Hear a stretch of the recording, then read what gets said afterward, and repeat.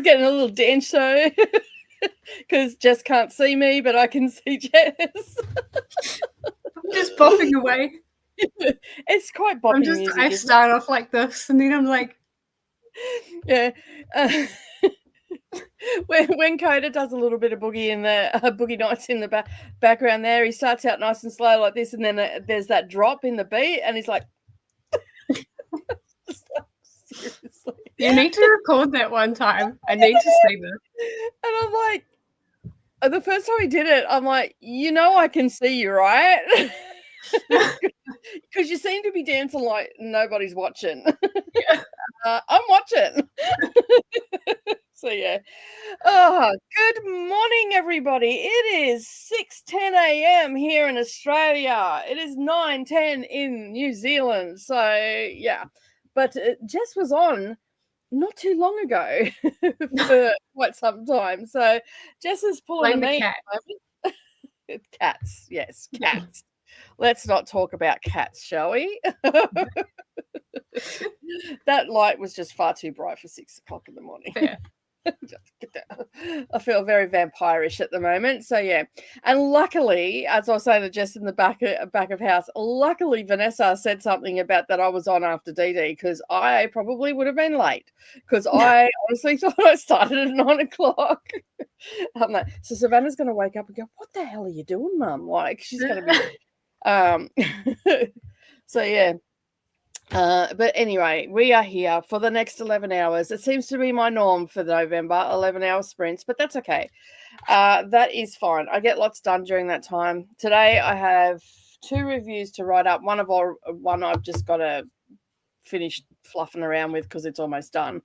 And I have to write up the one for the illness one that I was listening to, which I'm struggling with. But so I'm going to listen to another audiobook today. Hopefully get 1 or 2 done. I'm here for 11 hours. I've got some stuff rolled up.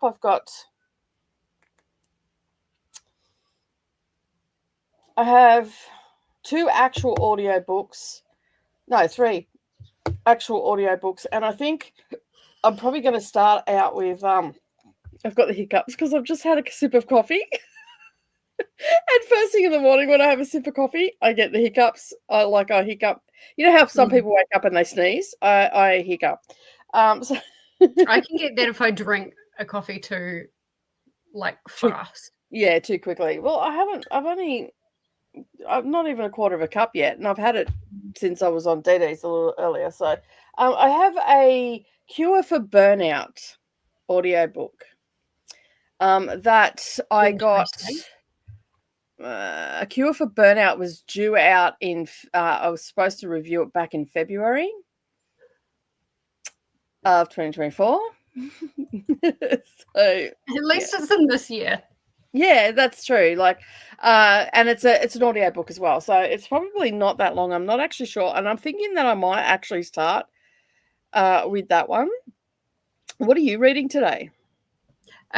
So first sprint, I'm going to be writing my review for the numerology workbook because I've got some thoughts that I need to just get down on paper. Yeah. And then I'm going to be Good, reading. Bad, ugly? I mean, for me, the first half of the book was really good. But, there's some things... It's definitely a workbook. It needs to be a physical book. You can't do this via an ebook. Like what I said to you last night, if it's an ebook, you need a pen and paper. Because there are so many times where you need those previous numbers that you calculate to calculate other numbers. Okay, yeah. And I got to halfway, and I don't know whether it was maybe because it was late or something, but I just ended up skimming the last 100 pages because I was just I don't actually understand any of this anymore. It got too much. Okay, cool. All right, well, I'll have a look at it because I've done a little bit of numerology in the past and all that sort of stuff, so it might be more of a intermediate to advanced workbook as opposed to a beginner's workbook, because especially towards that second half. Mm-hmm.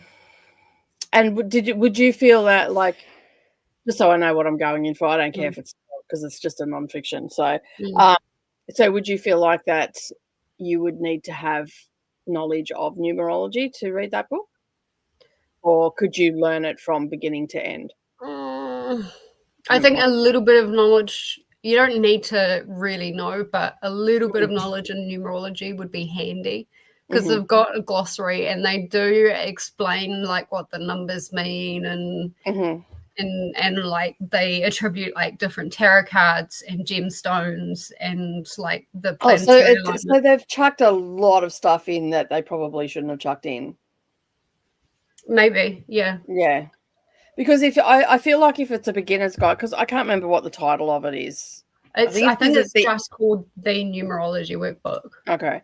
Because if it's if it's geared towards beginners, then you're not going to want to chuck in tarots and gemstones and all that. That's more of a next step. Because it's like when you learn astrology, like you don't automatically go into your sun sign, your moon sign, your rising, this, that, and the other. You slowly progressively start with your sun sign, which is what you see in newspapers and everything that gives you a brief overview. But to get a true understanding of what might be happening with the aligning of the planets and all that sort of stuff, you've got to build up to that. You need to know what your rising is. If you don't know what your time of birth was, you can put it down as, a rough hour. Like I don't know my exact time of birth, but I know I was born between 3 and 4 o'clock on the 27th of August, 1970, in the early hours of the morning. So I know that, so I can narrow it down a little bit more and I can do my charts and all the rest of it and get a better understanding of what my personality would be. And all that sort of stuff. And it's the same with numerology. Like when we mucked around with it on sprints that time, that is a basic. Yeah. That's like finding out what your sun sign is. You were born at this time. You were born between these this month and this month, like, because it's always in the like around the 20th that it changes over. And so, but with numerology, well, you're this number. This is what your general personality be like on that. So it sounds like what they've done in this book is they've given you that generalization, and then they're saying, okay, well, now you're going to throw in a tarot card. And a lot of people don't like tarot because of the connotation behind it and all that sort of stuff. They don't really like it. Gemstones, not so much, but, and then there are people out there that think gemstones and crystals and all that are all phooey, like it just depends what you believe and stuff. So adding that stuff in is like saying, oh, well, here you go. This is what you are. And now you need to know all this knowledge as well. It would be too much. Yeah. And that's right at the very beginning of the book when they talk about that. Yeah. I mean, I understand the correlation and all the rest of it, and you can do that. Like with numerology, you can sweep it across. You can bring in other things into it. But yeah, like that's interesting that they've done it that way. But it's one of the books that I've got to read. Whether I get to it this month or not, I don't know. I was going to start it last night because I thought I, had a couple extra hours. Not so much. I said good night and went straight to bed. Yeah. I saw you going, I'm going to start this tonight. And I'm like, yeah, not a good idea. I can fall down a rabbit hole. The good thing is I've extracted the PDF so I can run it through Speechify. Oh, okay. So that might make things a bit easier. Yeah. So, I might actually just use what you've said as well, just like for someone that read it, and I've put it through Speechify, and this is what we've come up with. That you need to calm down with all your information. So, yeah, that's interesting. I mean, I'll do a little bit of reading before I run it through Speechify, but I might actually hold off on doing that one and do it closer towards the end of the month. Yeah, I mean, it is what it says it is. It's a workbook. Like you get examples, and then you do your own calculations. Yeah, based on like the examples and stuff like that. But it just gets more and more and more complicated, and it's like I actually. Yeah, well, when we were mucking around with it on sprints, when Jamie B came in and she was giving us other formulas and all that sort of stuff. Like I know that there are other formulas, but it for that particular day, that's why we were just using that simple one because it's at the beginning. No one like Koda didn't know anything about numerology. There was a lot of other people that didn't know anything about it. So yeah, so it's interesting. I mean, if it is a workbook, it sort of makes sense that they've got this other stuff in it because you've got the workbook. But as you said, like once I have a look at it, I'll yeah. And like they have spaces where you can take notes and like they ask questions and reflective questions and stuff like that. So it's one of those workbooks you've got to work through slowly and not just skip ahead. Yeah, that makes it. Well, most workbooks are like that. So yeah. The ultimate ADHD one that I just read, that Vanessa read also, that is also a workbook as well. And it's not one that you can have as an ebook. It is one that you need to have in the physical. And I didn't write that in my review, and I probably should have. But I can always go back and edit anyway. And I'll just put down the bottom side note edit. This book really lends itself to being in the physical because, again, it is working through stuff, same sort of thing, like, and all that sort of stuff. So yeah. So yeah. What else you got to do today? Because it is daytime for us, so it's our busy time. Not much. I'm looking at going down to the warehouse, so I may disappear for a couple of hours. Looking at going to the warehouse and buying a webcam in case my camera does shit itself, because like what was happening with my camera last night with all the flecks kind of around here and the whatever weird was happening around my squishmallow. Yeah, that was just like, you're frozen, by the way. Yeah, I know. Can you still hear me? Yeah, I can still hear you. Yeah, my computer just looking very contemplative. Well, I'm listening. My screen has just gone black, so I just have to open up another screen. Okay. Yeah, but the problem is my browser has also gone black. Oh. That doesn't help. No, it doesn't. So luckily for me, I had another browser. I had a couple of browsers open, so just in case. Yeah. Next minute. Sorry, guys, that was a quick stream. Thanks for coming. Thanks for coming. Jess is just going to be here and just talk and not be able to run timers or anything like that. Yeah. All right. It's probably going to echo. Your own timer. Yeah, fully. But with that, you can always just go, we're reading to the top of, and and do that. I'm just making sure everything is kosher in the back of the house, so we don't get any screeching or anything like that. But yeah, so I think I'm going to do that after I write this review and read a little bit. I don't know. Depending on, I might wait till the middle of the day because our traffic up here is pretty shit. Hello, everybody. Sorry. Hello, I'm back. I'm back. I was like, hey, I'm back. I just shut down everything. So and I had my little timer up and everything, so hopefully that's all still there. Oh, dear me. Don't we love technology? We love technology when it works. Yeah, that's it, eh? When it works, it's great. The thing is everything tends to shit itself at the same time. Yeah. This and is then true. It's really expensive. Yeah. Well, remember my camera started doing that as well. I ended up getting a cheap webcam. I got a Logitech one. They're the ones that last the longest. My last webcam, I bought that and I have used it for multiple different applications, and basically I had to replace it, and I replaced it with another one. This one was a little bit more expensive. This one was $200, but you can get a Logitech one like my old one still, which is a 1080p output, and it's the rectangle one, which I don't know where that's gone. It's gone somewhere. It was great. I think that's only about $90. So yeah. I think the one I was looking at was $55 over here from the warehouse. But what I'm wondering with a webcam, can you like do general recording with it? Yep. Okay. That's good. Yeah, the quality of my video is a little higher as well. Well, the last video that I've done, I don't know if you've watched it. The what do you call it? The first week of NetGalley November. I filmed that on my cam. Oh, that's good.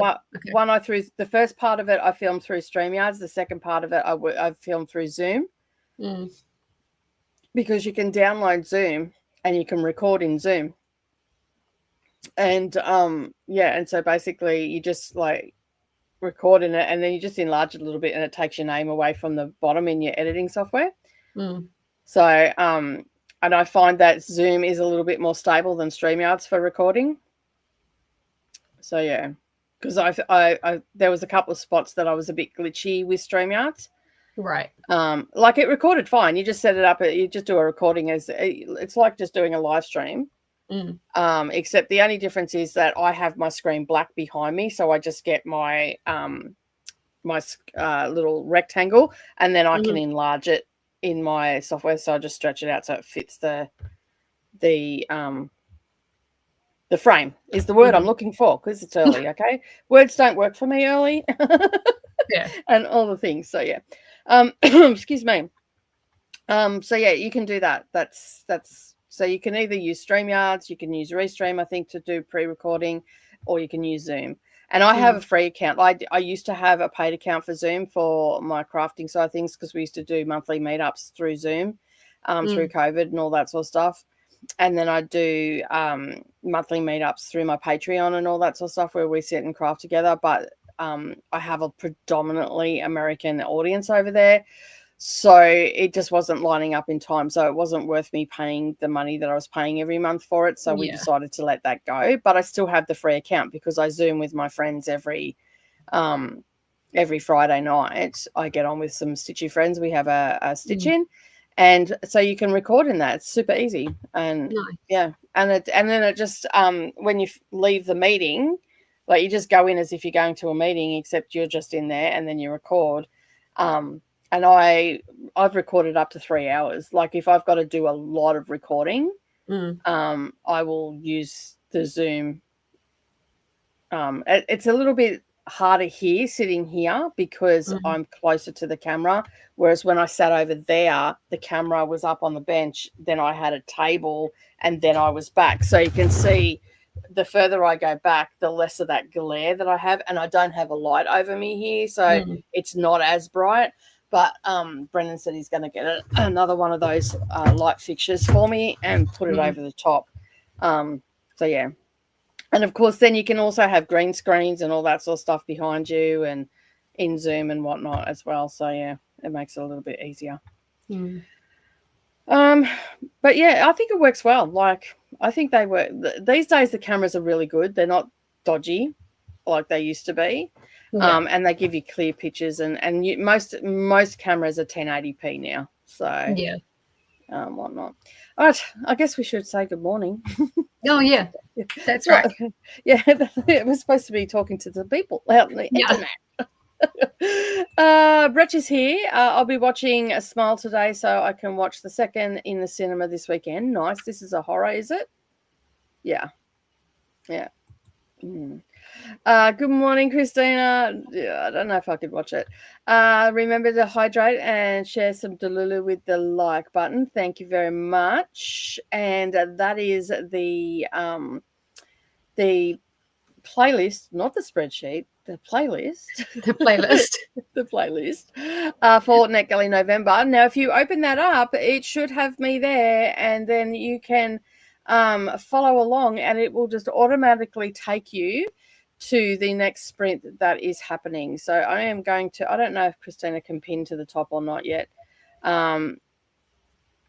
Let me just pin this up to the top. Let me just find it. I'm just going to go in.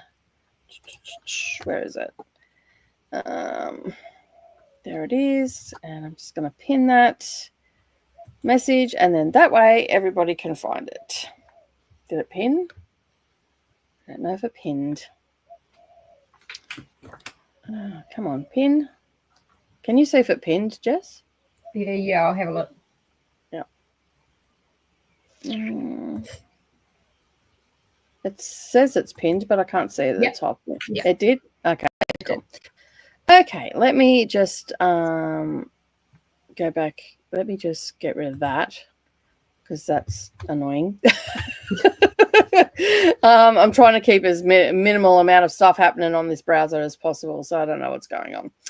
All right, so that is now pinned at the top, and you can open that up, find the current playing one, and then it'll scoot you off to the next one in 11 hours, off to Sash.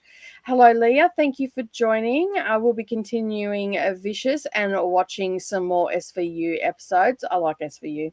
It's one of my favorite, Laura. And Criminal Intent as well. I really liked Criminal Intent. That my husband hated them. Every time he'd walk in, I'd be watching some sort of SVU, Law and Order. Like out of the whole franchise, I'd be watching something. Hello to Christina and Brett. Hello, Chantel. Thank you for joining. Esmo's also here as well. Hello. Bobby Ray is also here as well. Got a new book in the mail the other day, and I'm going to start. The author sent me a free copy. Gotta love free copies, right? Yay, that is a yay. Very much so. I still haven't got that acclaim over here. No. What? Look at my hair. Yeah, there's rain in the air. My little weather vane, whatever it's called. I don't know. You predict the weather. Savannah's woken up. She's not a morning person. I hear that. Her hair, she was born with like spiral perm hair. And as she's got older, it's got a bit straighter. It's still wavy and all the rest of it. But when it's going to rain and it's really humid, her hair goes all curly. She's walked out. My hair. Hello to Jessica from Christina and also from Leah. Liv is also here saying good morning. Hello. Hello to everybody. I want to talk to her. We'll be finishing From Wonderland with Love and starting Witchcraft, a graphic history. Oh, I hope you like it. It was good. I loved that book. Yeah, so did I. Have fun in the truck. Have a good day. Say hello to the people. Be nice. Hi. Bye. That's probably about as nice as you can be right now. Yep, that is about it. That's Have fun with Dad. Just start crying on him if he starts talking about it. Okay? Yeah. All right, good. Good job. She's very in the morning, very abrasive. Not a morning person at all. And she's probably just looking at me going, why are you so cheery? Because you're not a morning person either. So, yeah. I have two different personalities in the morning. When I have to talk to people, I can be nice. I can bring that personality forward. If I don't have to talk to people, well, then just leave me alone. I could be as abrasive as the next person. So, yeah. I hope you enjoy it, Chantel. Yeah, so do I. It's not a bad book. It's going to send me down a rabbit hole. I know that in December. It's 8:10 p.m. To be honest, I have never heard of her before. Biddy Early?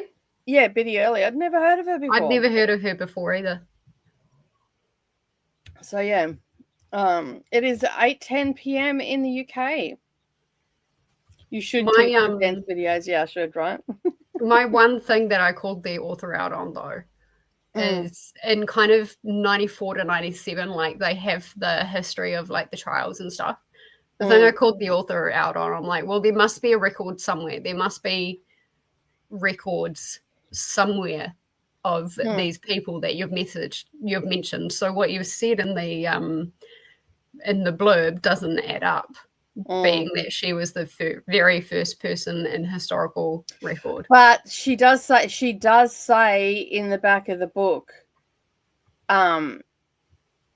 so it could be that she was the first recorded one in history, but she said she's the first one that they know of recorded in history, obviously not the first, but so she did sort of have that caveat there as well, so to sort of cover herself for that, I guess. So maybe they recorded the history of the other people after. Maybe. Yeah. Because I found it very interesting that, like, the fact that it could have been Irish records that she was talking about too, because she's an Irish witch. Mm. So it could have been that she was talking, like, instead of actually saying Irish records, historical records, she's just said historical records. That's a good point. Yeah, because you know, like there is historical records from Europe, England, and even the United States. So, and so I'm going to give her the benefit of the doubt. I didn't pull her up on it because my first thought was that she was talking about Irish history because she made a point of saying she was an Irish witch. So yeah, I mean, I guess it's up to the individual how you interpret that, you know, like yeah. So yeah, but it's a very good point. Hello to Christina. It is 3:11 p.m. in Michigan. Yeah, look at me being in the afternoon in the US. That never happens. I think it happens one or two more times this month, but it won't be happening in December.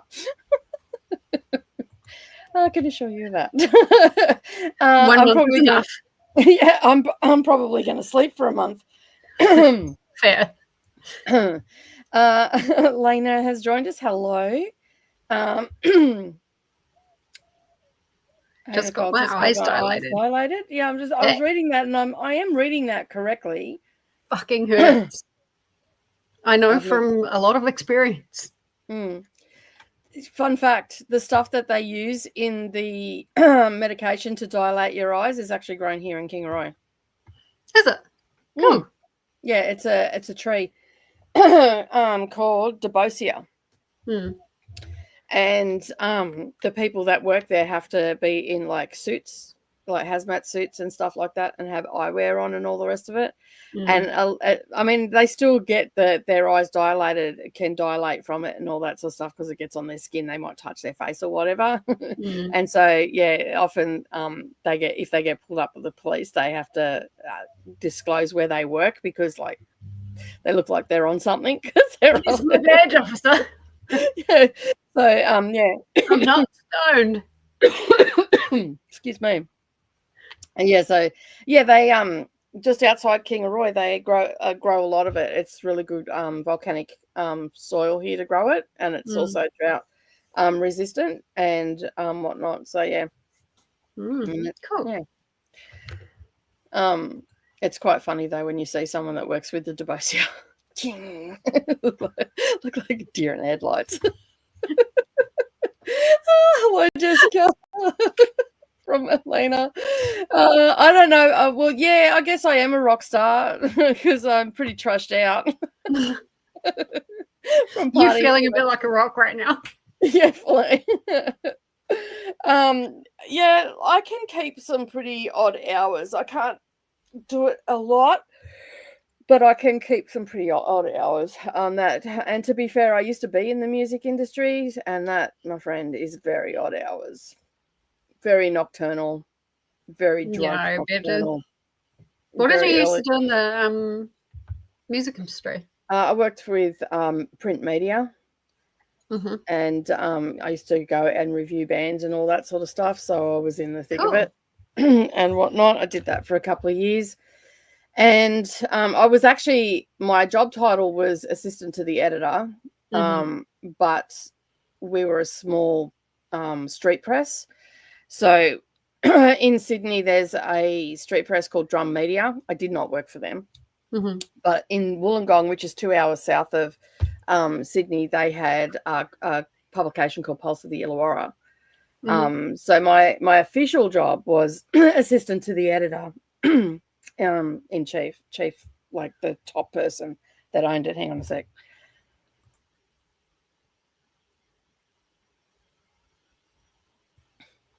That was my old lady voice that Koda and everybody hears on Voxer. So yeah.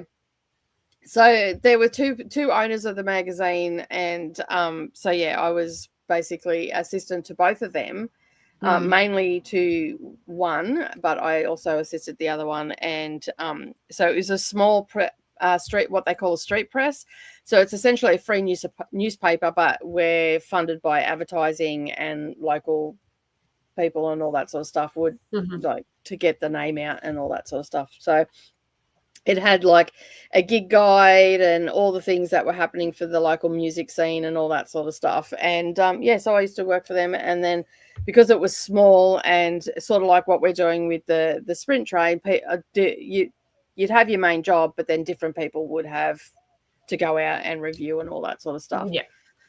So I used to do that quite a bit. And go and review bands that come to town, like big bands. So like Angels, George Thorogood, all those sort of ones. Jimmy Barnes, Diesel, Angels.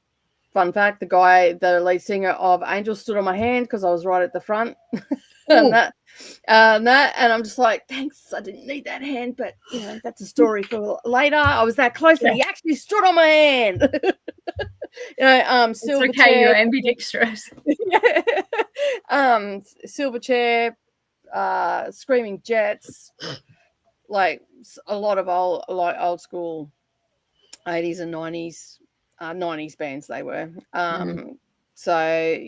Diesel was another one. Jimmy Barnes only lives what considered local, only an hour from the Illawarra, so because he lives up in the Southern Highlands of New South Wales. And who else did I? There's heaps of bands, like heaps of local bands, all of which I probably couldn't even. I think it'd have to be in the hundreds that I reviewed and stuff like that. I'd just go out and then I'd come back and I'd dictate to one of the writers of what I seen and all that sort of stuff and what I thought, and then they just put the review together and all that sort of stuff. But I got to see all these bands for free. Nice. And all that sort of stuff. So because I had a press pass and all that. And so it was a lot of fun. Nice. I went to it was Joe Cocker, and like I loved Joe Cocker. And George Thorogood was the opening act for it. George Thorogood, amazing, absolutely incredible. Yeah, 10 times better than Joe Cocker. Yep, I'd agree. Yeah, George Thorogood, I also see Melissa. What's her name? Melissa Etheridge as well. She was the opening act for Eagles as well when they came to Australia. I reviewed them as well. And the George Thorogood concert, they actually came to the Illawarra. The Eagles I went and seen up in Sydney, but I still got in for free for that. And but when I seen George Thorogood, because like I always listen to George Thorogood, and both me and my best friend, my best friend's a drummer, but I can mimic drummers when they're doing it and all the rest of it. And I was down the front, and because like the drumming in George Thorogood like live is just phenomenal. And I ended up getting a drumstick, like the set of drumsticks from the concert and whatnot. So it was really good. Yeah, and I'm like, and my girlfriend's like, she's got one and I've got one, so whoever dies first will get the pair. Nice. At some stage. I'm like, because she goes, you have to give me one. I'm like, I do not have to do any such thing because they were handed to me. No. And in the end, I'm like, fine, whoever dies first gets the set. And I gave her one. Just put them down the bracket and go and come and get them. Yeah, fully. I used to do a lot of different things. So I did a lot of lighting as well, because I did when I was 25, 26. I went and did a TAFE, like a TAFE course, and it was in the music industry. So we covered everything, like print media for it, and lighting, sound engineering, all that sort of stuff. And so there was a couple of places that had like small sound engineering studios where local bands would record and stuff like that. We went and done a couple of months there and mixed up basically engineered a tape and a disc, not tape. That's showing my age there, but anyway. And we learned all about the mixing desk, and then there was lighting, and so basically there was a class of 30, and basically we got dispersed in the local scene. after the course finished. So while I did some of that stuff and helped other classmates out and all the rest of it, my main side of it was print media. Nice. So yeah, but yeah, a lot of fun. Hello, Glenda. How are you? And trying to get the kiddo to sleep, and he's not having it. Oh, that's and you're not good. feeling well either. Yeah, that sucks when you're sick and you're just like. He can probably pick up on that, and that's why he's playing up. I hope you're feeling better. Sorry about the bedtime fights. Yeah, I feel you. Cassie is also here as well. Hello. Swank's here. Hello. Yeah, not the day for it. No, not at all. Remember to hydrate, says Nightbot, and also show some love to that like button as well. Hopefully to get the actual reading done instead of procrastinating again. Well, hopefully we can help you with that, Jenny. So yeah. Hey, Christina. It's 11 hours. Yeah, you've got 11 hours. Surely you can get something done. Although I have procrastinated for 11 hours before too. Yesterday comes to mind. So, yeah. You deserved it though. Yeah, I needed it. Like I was supposed to do all this stuff yesterday, and I looked at Savannah and I went, I'm sitting on the couch and eating junk food. She goes, fair call. Fair. So I had a bag of twisties and had nachos for dinner. Fair. I made them myself though. They're loaded mushrooms and they've got nachos, and they've got like capsicum and all sorts of stuff in there as well. So yeah. Hey Christina, it is what it is. Hoping the melatonin kicks in soon. Double the dose. Definitely. Don't do that. Definitely. Because you've give got, give it to yourself tomorrow. Yeah, give it to yourself, and then that way you won't know what your son's doing, and leave it up to your hubby. And just go tag you're it. And that's why I put in the Discord. I'm like, please think of us in case you don't feel any better, because I'm free to take that second half if need be. Yeah. Yeah, don't try and do it all yourself, especially if you're fighting with the kiddo as well. Hello to Christina. My big three is Scorpio Sun, Aries Moon, Sagittarius Rising. Thank God you got Sagittarius in there to calm you down. Scorpio and Aries, no thank you. That goes right over my head. Well, so her Scorpio is her sun sign, so that's what you see in the newspaper. So mine would be Libra. Yeah, okay. And so if I was born in October, it would be Libra, right? Yes. Yeah, okay. You are a Libran, yes. That's your sun sign. And then you can work out what your moon is and your rising. Oh. So, yeah. Mine is Virgo, Cancer, Virgo, I believe. Ooh, double Virgo. Yeah. Oh no. Could have been the triple whammy. And then you've got no fucking helper. just leave me alone. Leave me over there. As is saying hello to Paula, hello to Asma. The upshot of being a C-section birth is that my eviction is documented to the minute. That's it. That's exactly right. Send White to eviction. Yeah, well, technically it is because you're getting pulled out. So send Wyatt to the clown in the sewer. Maybe he can help put the baby to sleep. Oh my goodness, that's smart. Oh, everybody's saying hello. No clowns ever. Good morning, Jojo. How are you? All the hellos. Listen, I'm just throwing out ideas out here. It's a bit drastic, that one. At least you froze with a face neutral. If it happens to me, I'm always pulling the truly smexy face. I'd be like halfway through saying something and I'll be like... Yeah. So far I've had, well, that's a neutral face, and I've had the bored face because I was like this, trying to keep myself awake. You can tell when I'm tired because this is what I do when I'm tired. I am listening, but I'm sort of like, I'm just sort of going, yep. You just need a little bit of comfort there. Yeah, I'm just like, I just need to hold my head up before I smack it on the table. Yeah. I haven't seen you in a while.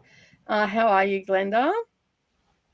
I still love a really happy face Koda froze on. Yeah, that was funny. I need to go back and watch it. It was like, I'm doing good here.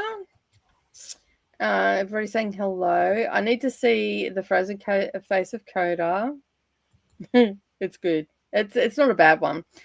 I need to come to sprints more often. I get so much more reading done. Awesome. Well, as I said, we're here for 11 hours, so hang around. Don't forget, if you are lurking in the background, hit that subscribe button. Help me get to 1,300 subscribers by the end of the month. That would be great. I only need 10. I only needed 8. Now I need 10. Oh, YouTube's doing the funky like up and down. Yeah, that's fine. It's fine. Just hoping my voice holds out for sprints tomorrow. He's starting to settle a bit now, so yay, that's awesome. I hope you feel better soon. I'm off work today and tomorrow, so hopefully this migraine pain headache will disappear then. Oh, yeah, migraines aren't good either. It's pinned awesome. Is live on the 4th of January. Okay, cool. No worries. Thank you for letting us know. Wear a right pair. Stay hydrated. Have a tea. Tannins can help. Yes, they can. Do you think anyone will figure out why most women love true crime and try? I know exactly why. They're taking notes. I have a notepad and I'm taking notes. We're totally innocent. Yeah. Cameras, check the cameras, and creative research. Yeah, and yes, officer, I'm holding a shovel, but I was gardening. Yeah, exactly. See, there's my carrots over there, freshly dug. Yeah. Hey, Glenda.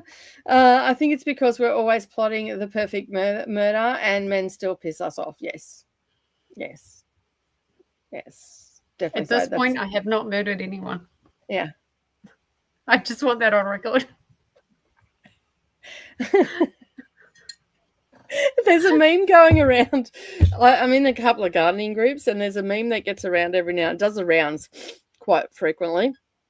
And it's Murder Tips 101.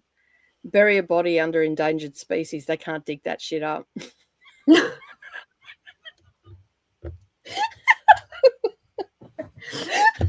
That's not a bad idea. And I'm like, the first time I seen it, I laugh so hard, and every time it comes around, I laugh again. I think it's absolutely like there's some clever people out there. There are some clever people, and I'm just like, that's nice. Currently on season 4 of SVU, it's my background show while I work. Nice. Yeah. Hey, Bobby Ray. Hey, Chantel and Bobby Ray. Right, Bobby or Bobby, Ray or Ray. So, well, if well, yeah, that is a valid question. But isn't Bobby with an I the female version, and Ray with RAE female version of Ray? So it might be the other way. I don't know. That's what I was always told. So, but anyway, what would I know? I'm on season 16 of SVU. Yeah, that was another one that went forever too.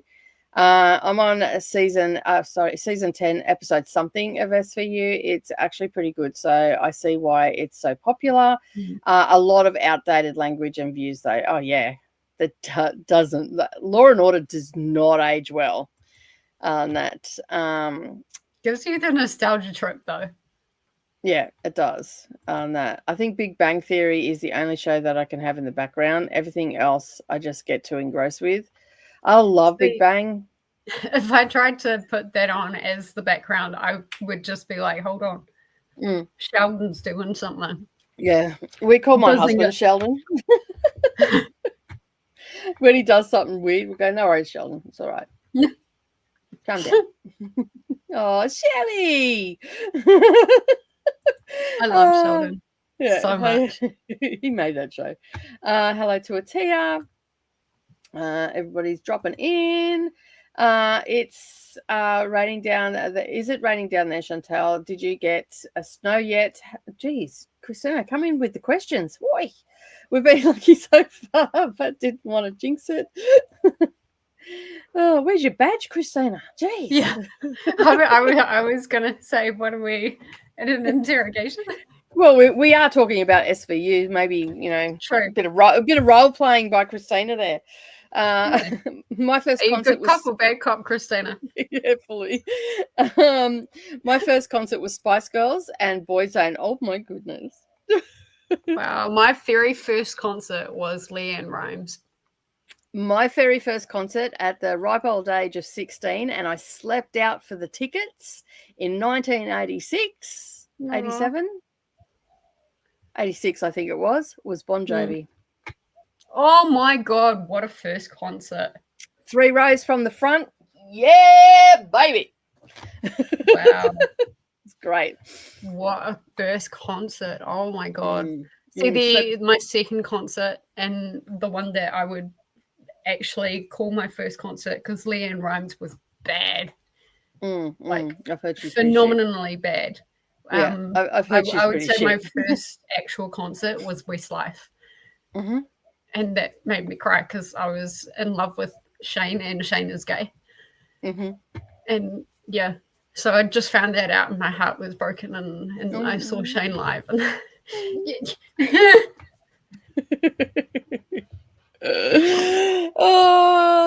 story of my life. Oh yeah, Bon Jovi was a good concert. It would have been. Yeah, it was awesome. Yeah, I can't remember when he actually. I have to. I was either 16 or 17. Yeah, that's a long time to remember back.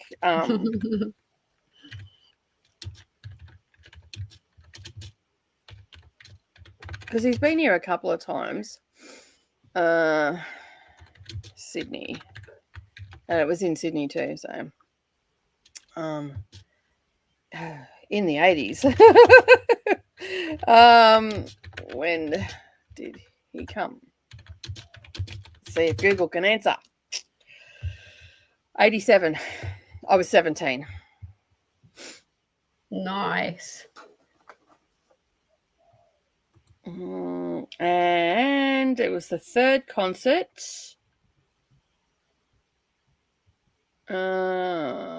So it was it the third? Yes, the third concert. It was Wednesday, 16th of September, 1987. There you go. Wow. Yep. So I was 17. I knew I was around that mark because I was out of home. I was way out of home. I'd been out of home for ages. So yeah, slept out for those tickets. Missed out on the first 2 concerts because they sold out pretty instantly. That was when you had to actually physically go to Ticketek here in Australia. And and you'd sleep out for tickets and all that sort of stuff. My kids miss out on that sort of stuff. They don't do that now, so we don't have Ticketek anymore. You just go online. Yeah, and like the girls go, "Oh, we got to get tickets," and all the rest of it. I'm like, no, that's not the same. That's not how you get tickets. This is how you get tickets. Yeah, and then when I told them, they're like, "You slept out on the street?" I'm like, "Yeah, sleeping bag, food, Everyone else having a party." Yeah, and you basically sat and they're like, and then there was episodes in Big Bang where they stood out like they sat out for tickets to the cinema and stuff like that. I said that's what it was like. There was huge lines, and there'd be lines and lines of people, and they're like, "Oh wow!" I'm like, yeah, fun times. So I just realized something. Yes, my brain is slow sometimes, but I told hubby I would make him a big meal for his birthday. When is his birthday? Oh, just on Thanksgiving this year. I just read the next comment. Planned on having my parents and sister over. Well, it's a big shindig. But he works on Thursday. Oh. When is Thanksgiving? Thursday. Coming Thursday. No, the 26th, I think it is. 26th. Yeah, it is on the spreadsheet for NetGalley November. So, because I think I'm sprinting all that day because everybody's got all their I'm pretty sure that there was no spots filled by the US people because of Thanksgiving, which is fair enough. Like that's. Did you say you're sprinting all that day? No, I don't think I'm sprinting all that day. I think it's mostly just everybody else, except for any US. Let me just have a look. Thanksgiving's written on it. So it's after our sprint relay. So it is Australian Eastern Standard Time. I'm starting at 3 p.m. and going through to 11 p.m. Then it'll be Didi, then it'll be Paula, and then I'm back the next day at 9 a.m. So there are actually no Americans that are, although Koda does have himself down. Oh no, because it's a changeover. I don't know. Anyway, it's Koda on the Thursday, like Australian Eastern Standard Time. And then Thanksgiving is our Friday. It starts at obviously at midnight, but you can see it on the spreadsheet anyway. So basically it's me, then Didi, then Paula, then I'm back again on Friday. So it's Thursday and then Friday. And then Sash, and then there's an obscure hour, which is Koda's chatting with Koda for an hour to fill in for the. I don't know why that's there because that's funny. It's an intermission, chatty hour intermission. He's put it on the spreadsheet. Oh, Koda, you crack me up. That's so funny. That's quite funny. Could Courtney not start like an hour earlier or something? I think she's got stuff on. Oh, right. Because Courtney's moved hers around a couple of times. As far as I think it's a really busy month for her. So that's why. Good luck, Christina. Yeah, good luck. Well, time for him to call in sick. Not procrastinating, not daydreaming. It's brainstorming. It's right. My brain definitely seems stormy. I was going to crack that joke. Swank saying hello. There's a reason there aren't many female serial killers out there, and it's not because they don't exist. That's right. They're just a little bit more crafty, so to speak. In case the opportunity presents itself, we must have options on how to bury a body. Yeah. Not only that, you also get tips and tricks on how to do someone in. So yeah. Not that I'm taking notes. No. Of course, this is all hypothetical. Yeah. We must be prepared. That's right. I had my chart done a lifetime back. And most of my planets are in Leo. Ooh, fiery little girl, you are. But I used a calculator and it says that my sun and moon are Leo and my rising is Aries. Yeah, still not much better. Sorry, Christina. Leo's a little fiery. Like Neralee's a Leo, and I'd say she's a triple Leo because she's just Leo and all over the place. And she learnt very quickly that my roar is louder than her roar.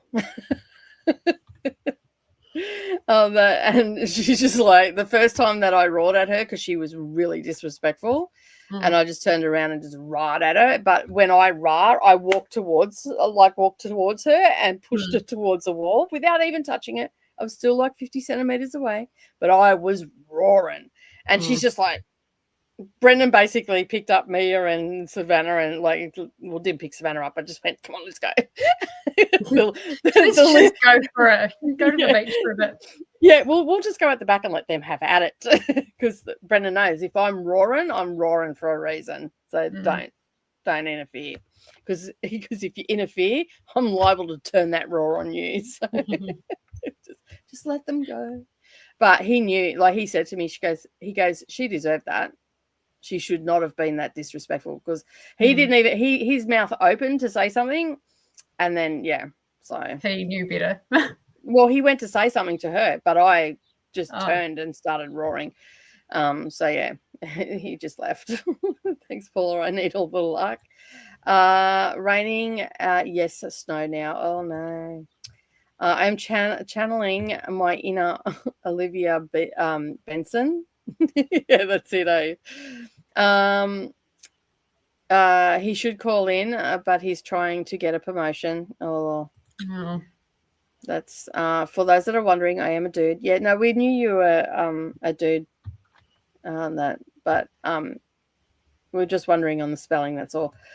Not seen Bon Jovi, but I have seen Richie Sambora though. He was okay. Like, he was a great guitarist and all the rest of it, but I didn't see him when he was on his own. This week is better than last week. Two thanks. How are you? It's on the 28th. Thank you.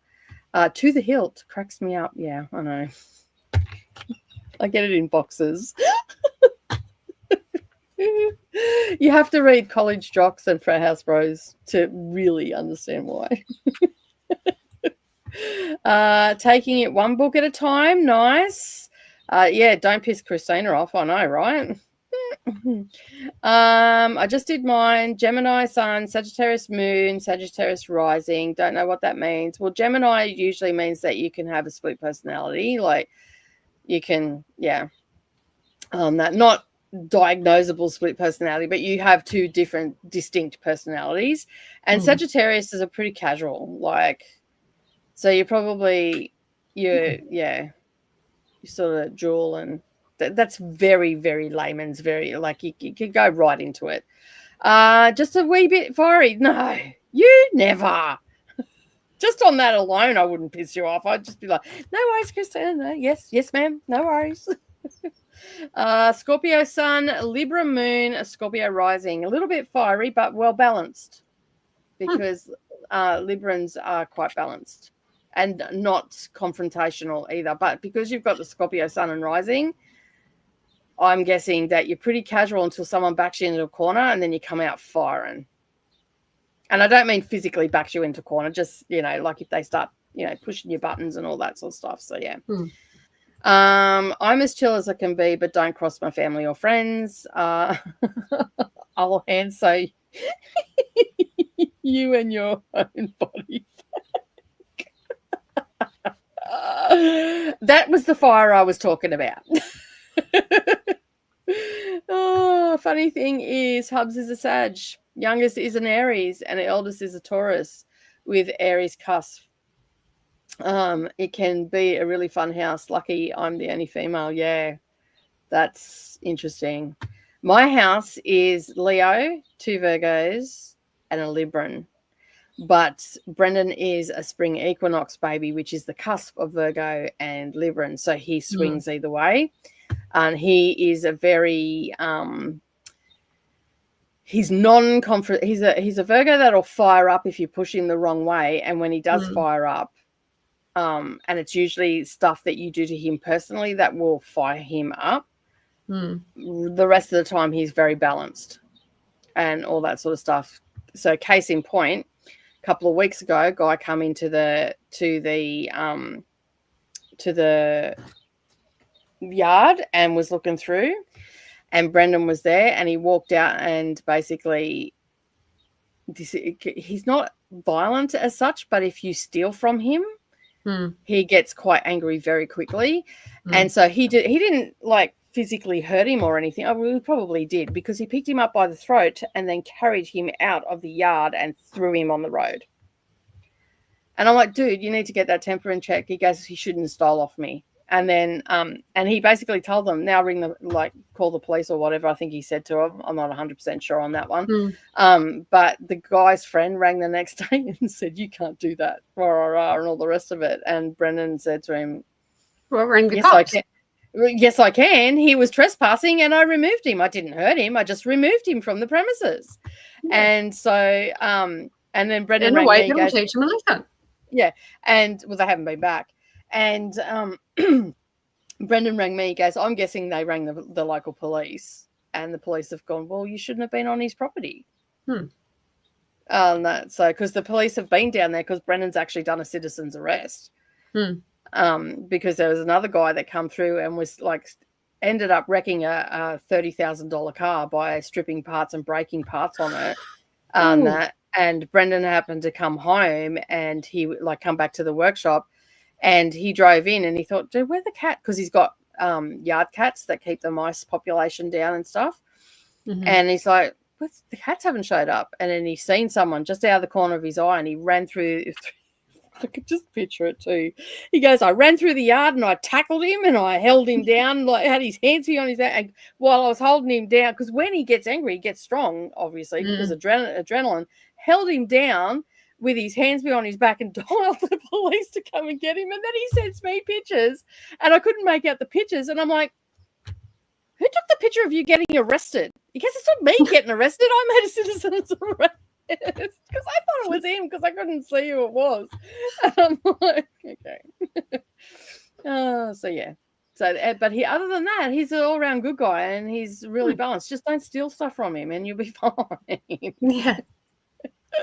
Scorpios. Yeah, it's that easy. Like it's not that hard. Oh, you're very casual. Pisces. Also, Taurus. happy birthday for tomorrow, Swank.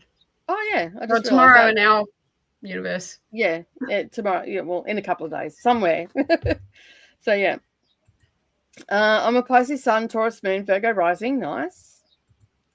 Yes, thank. Scorpios do rule. I love combining Eastern and Western zodiacs. Scorpio, water sign. Rat, fire sign. I feel I'm either well balanced or off, dependent on caffeine intake. Nice. So we're like twins. I'm a dog. So I was born in under this sign of dog, which means that I'm extremely loyal as well. So our house is Libra, Scorpio, Virgo, and Cancer. I feel like the Scorpio, you don't have much of a chance. With Libra to balance everything out, Virgo to just keep everything in check, and Cancer is a homebody. Like they like to be home. So yeah. And crawl into their shit. Cancers are generally non-confrontational people. And the Librans are the diplomats, and the Virgos just come in and fix everything. So, when the Libran and the Cancer fail, the Virgo comes in usually. So yeah. Exactly. I'm a Leo and a dragon, and I believe both my kids are rats too. Swank is also a dragon. I actually, I don't know what, I don't know what a dog is. I think that's an earth sign. I'm not 100% sure on that. I'm just trying to think. Hey, Vanessa, how are you? Just got back from the gym and grocery shopping. Yay for the gym. Sucky grocery shopping. I think that. But we have to eat, right? Everybody's saying hello to Vanessa. Leah is an Aries sun, Virgo moon, and Aquarius rising. Nice. Apparently, I'm a goat.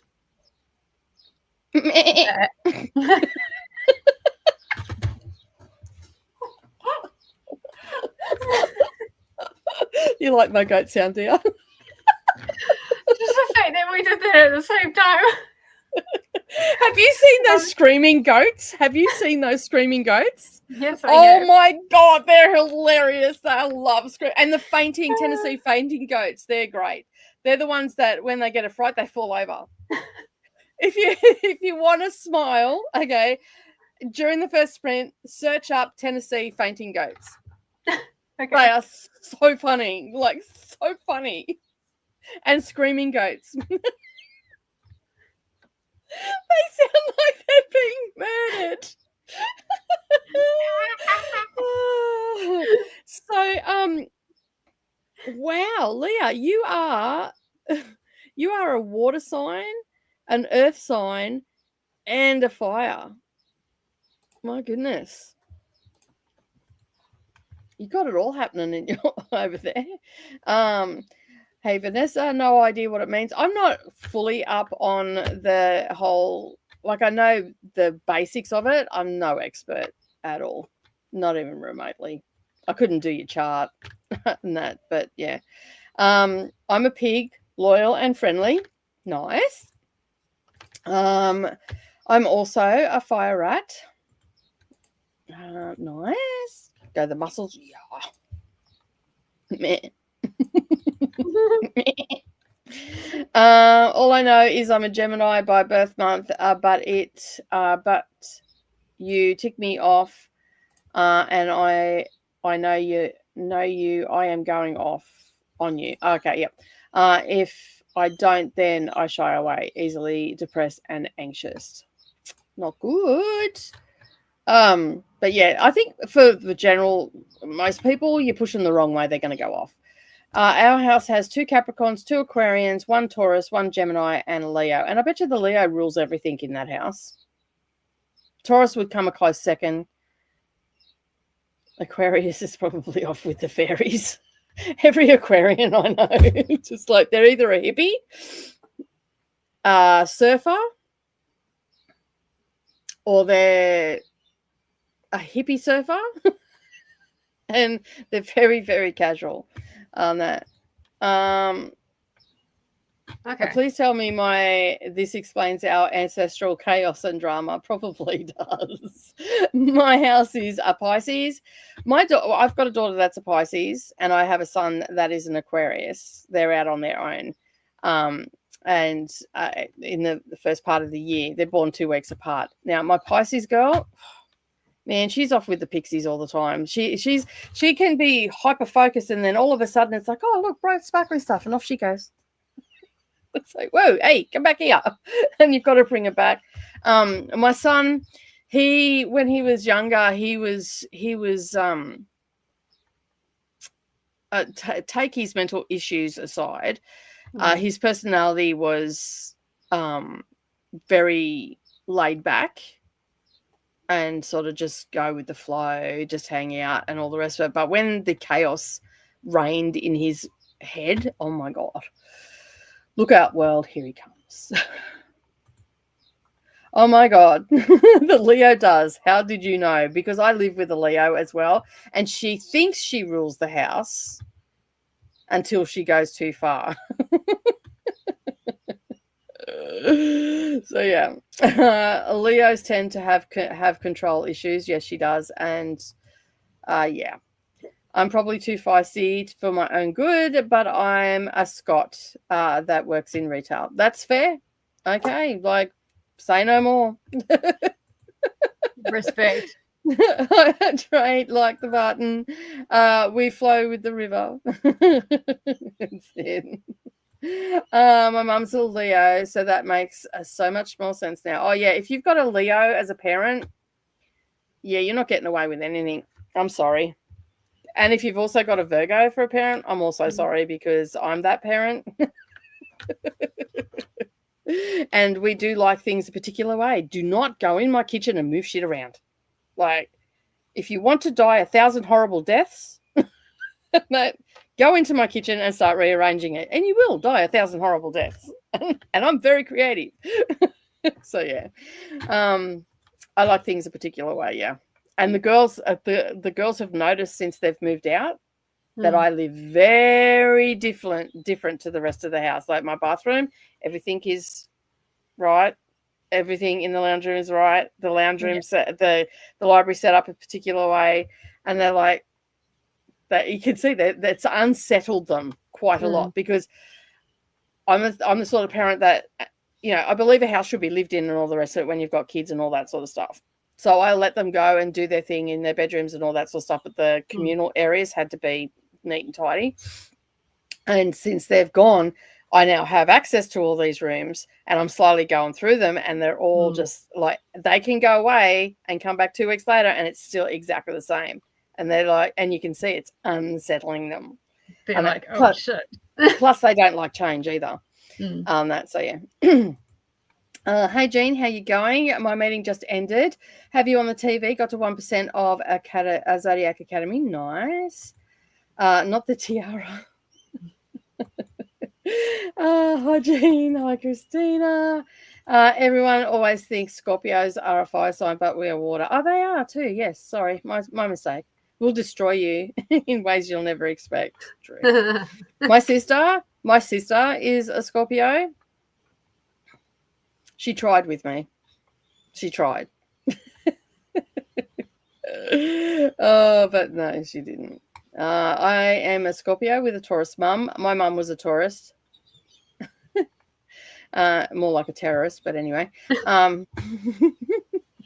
Just slide that in there. Yeah. Oh, it's all right. I've said it to her face.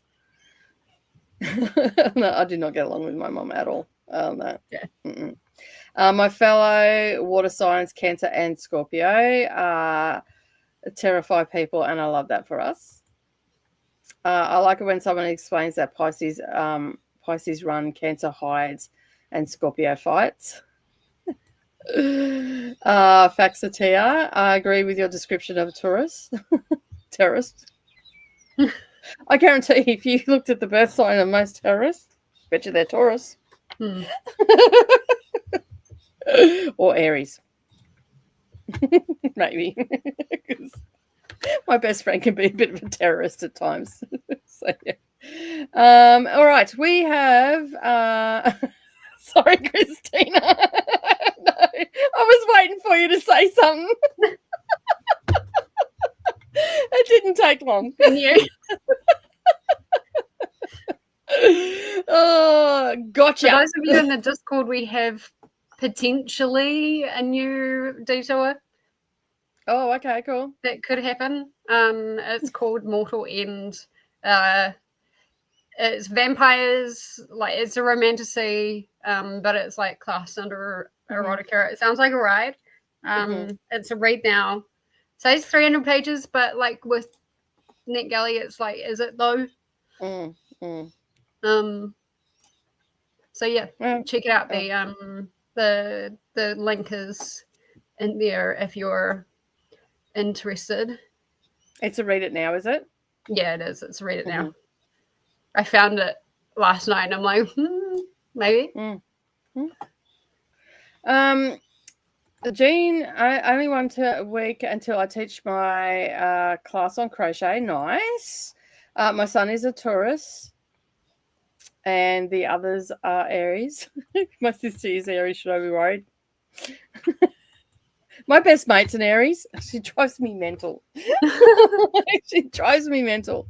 She's so over the top at times, and I'm like, oh, just calm down. Yeah, and then throw high manic ADHD in there. Mate, you're in for a ride. Trying not to injure myself. Trying to over crochet right now. Oh no, don't do that. This does not bode well. It's exciting, Jean. It is very. I'm a Pisces daughter with a Sagittarius mum. Fascinating over here. I thought that would be pretty casual, though. All my Sag friends have been pretty casual people. They are both hard-headed, though, yeah. My phone keeps saying a tourist. Who is the author of the Vampire Erotica? I just posted the link for it. There you go. There's the link there. It's easier. My bestie is also an Aries. Yeah, and I bet you had the best time, right? Until they start being bitchy. Then it's not so great. I have to walk away from her then. Sagittarius is a fire sign. They have a raging streak sometimes. Thank you, Jess. But only when pushed. Burn hot and bright and then calm the next moment. Yeah. And it's like, sis, are you okay? Vanessa's trying to see how many pages it really is. I think my youngest will be good, but my eldest, I hate to say, and he is a very sweet boy, but he could be a serial killer. Well, you know, hey, a mother knows their child, right? Yeah.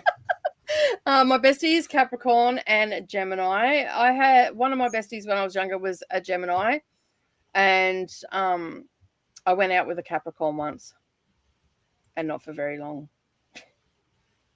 It's taken 10 years to send to my Kindle. Oh, is it? Oh, one of those ones. Yeah, there are a lot of content warnings. I do wonder if that's the author just trying to cover their butt because of how PC things are nowadays. Because, like, if my book ever made it out, I would have a content warning about a page long. Where, you know, hey, I'd be one of those authors that forgot about all the content warnings because, it's messed up in here. If I'll I just wrote a be story. writing, look, the villain is the villain. He doesn't give a shit how sensitive you are. So get over it. Yeah, that's pretty much what I'd probably put too. You know what? You're a big person. Take it or Deal leave with it. it.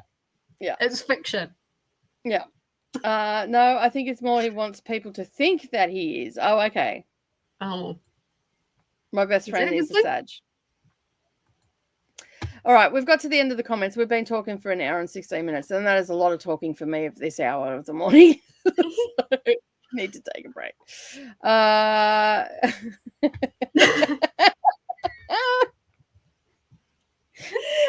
feel like if you are picking up vampire erotica and dark romance, yeah, you shouldn't be complaining that there are no trigger warnings there. It says dark romance. So I'm like, it kind of comes with the like that things aren't going to be nice. Yeah. You're expecting some messed up stuff. Yeah. It does that weird thing on Kindle app location 4914. Just Google Goodreads it and see if it comes up on Goodreads or Storygraph. That's generally what I do. I just go to Goodreads when it does that. What's it called? Yeah, it says erotica, romance, sci-fi, fantasy. Nicole taking a vow of silence for the month of December. No, I'll still be back sprinting. Just at regular hours. Yeah, just my regular hours. And I'm thinking that for the craft channel, because I've been a slack ass over there, I'm probably going to do Tuesdays and Thursdays live streams for Crafty hours. See how I feel after November. I mean, I am resting and I'm eating properly and I'm taking my vitamins and drinking copious amounts of coffee and have it intravenously going into me right now. So if I could get through November, I'll be fine on that. And of course, the craft ones only go for 4 hours. It's not on Goodreads? No. Oh. What about Storygraph? Oh, wait, I spelled it wrong. That was funny. Did you spell it right? No, it's still not on Goodreads. Is it go to NetGalley, get the ISBN number and put that into Goodreads or Storygraph and it should come up. Where's the ISBN number? Is it down the bottom? Yeah, right down the bottom. Yeah, there we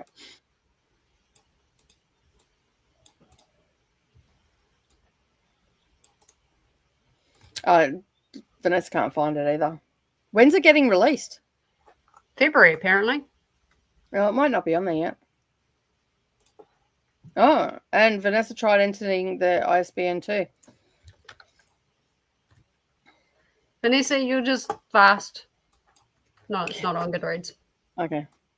Well, that's that. Ahtiya can add books to Goodreads if you guys need a librarian. Okay, cool. That's awesome to know. For NetGalley books as well. Okay, cool. Excellent. Well, Ahtiya, we'll have to send you the information then because it's coming out in February. Yeah. I mean, there's literally no reviews on it right now. So maybe that's why. Like, there's no reviews on NetGalley for it. Yeah. But I think it's only, I don't know. I wonder whether it's only just come out on NetGalley because I haven't seen it before. Maybe. Who knows? All right. Well, while we work all that out and we'll come back with that and let you all know, we are going to do a little bit of sprinting because, hey, that's why we're there. Yeah, apparently. Yes, please send. Sorry, I just joined the chat, so I don't know what the book is yet. We'll send it through to you on Insta. Is that the best place to send it, Ahtiya? Or do you want it in email form? If you want it in email form, you'll need to send Jess or myself or Vanessa your email address. There's the catalogue number if that makes it easier for you, Ahtiya. What about the authors? Does it give you the page number down the bottom where the ISBN number is. That sometimes gives you the Yeah, price. 307, but like there's been times where it's said like a page number on NetGalley and then you open it up and it's totally different. Oh, okay. Yeah, I just downloaded it. Let's see if it comes up on my NetGalley app. If anybody wants to send that through to Ahtiya, because Instagram will find, I'll reach out to whoever. So yeah. I even tried typing the author's name. I'd say it's not on there because it's just gone on to NetGalley. But it sounds like Vanessa, if you send that information, $297. So I wasn't far off with the 300. Okay, $297. Yeah, that's on the NetGalley app. Okay, cool. There you go. Don't worry about sending it through to Ahtiya, anybody, because the link is just fine. Perfect. The link gives me all the information, and thank you, Vanessa. All right. Someone just popped in and I lost it. Oh, there we go. Hello, Viviana. How are you? There was a whole myriad of stuff that just come in. We just like went on a tangent. Yeah, and I was trying to click onto your thing, and then I was getting everything else. So yeah, I just thought I'd give up. So good morning or good afternoon, Viviana. Thank you for joining. I appreciate you being here. Okay, I'll pick this one up. And yeah, can you send me the link on Instagram, hun, so I don't open up everything and it all crashes on me again? Oh, yeah. I can do Unless you've put it in. Have you put it into Discord? Yeah, it's in Discord under Buddy Read cool. Sessions. Okay, cool.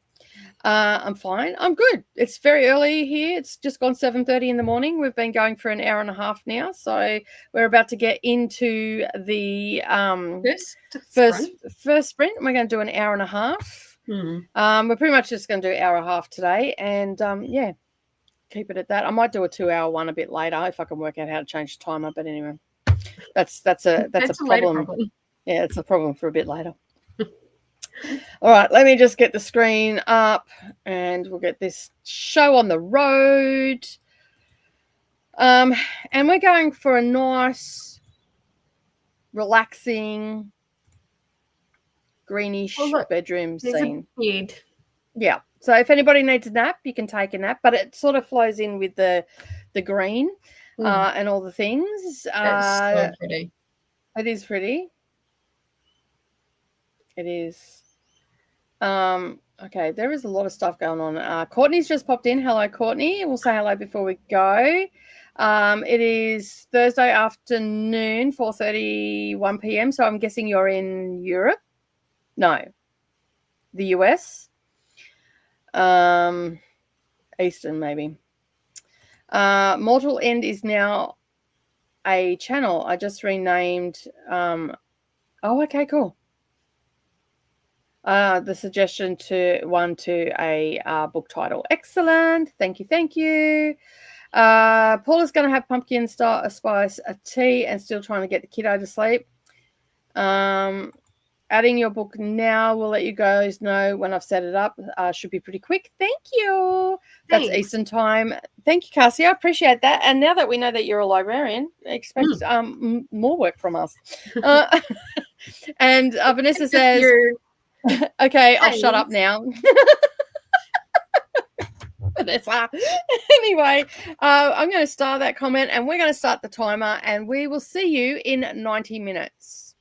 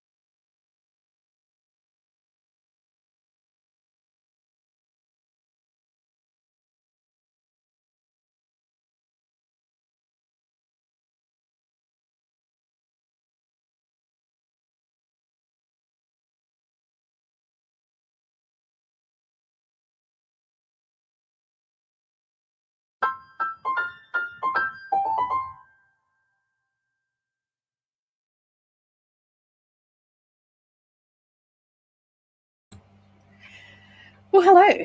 We're back. Monica, sorry, I was reading a comment then. What I meant to say is Jess has actually gone down the road, not Monica. Monica's in the comments. So, yeah, 50 million things happening all at once in my brain. That's how it's going today. So, yeah. How did we all go during that sprint? I had some breakfast because I was actually quite hungry. And that's what you get for eating crappy food the day before. Yeah, so I had some toast and I'm on my second cup of coffee and I started reading The Cure for Burnout. And it's very interesting how the author has, in it's like how to pick that you're actually suffering from burnout, some of the key things that especially women do. And stuff like that. So, yeah, it's quite interesting. And this particular author who is, and I closed the app down, so let me just bring it up. Emily Ballesteros actually has done burnout courses for people like PayPal. So, and herself was suffering from burnout and basically how she put it all together and all that sort of stuff. So it's very interesting so far. I would probably, this is an audio book that I got off NetGalley that was due out in February, I think it was. Let me just have a look. Yeah, I'm pretty sure it was due out in February. And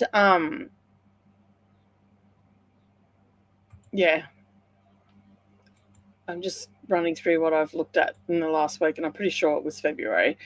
So it's quite an interesting little take on, like I figured, I do suffer from burnout every now and again, but things that I didn't even sort of realize, I just thought I wasn't interested in it. It was due out on the 15th of, it's now out. It's been out since the 15th of February. But I got this audio book and, yeah, and I'm like, you know what? This is quite interesting. I think I can actually glean a lot from this. And quite honestly, I probably would prefer to have the book in front of me and also the audio book so I can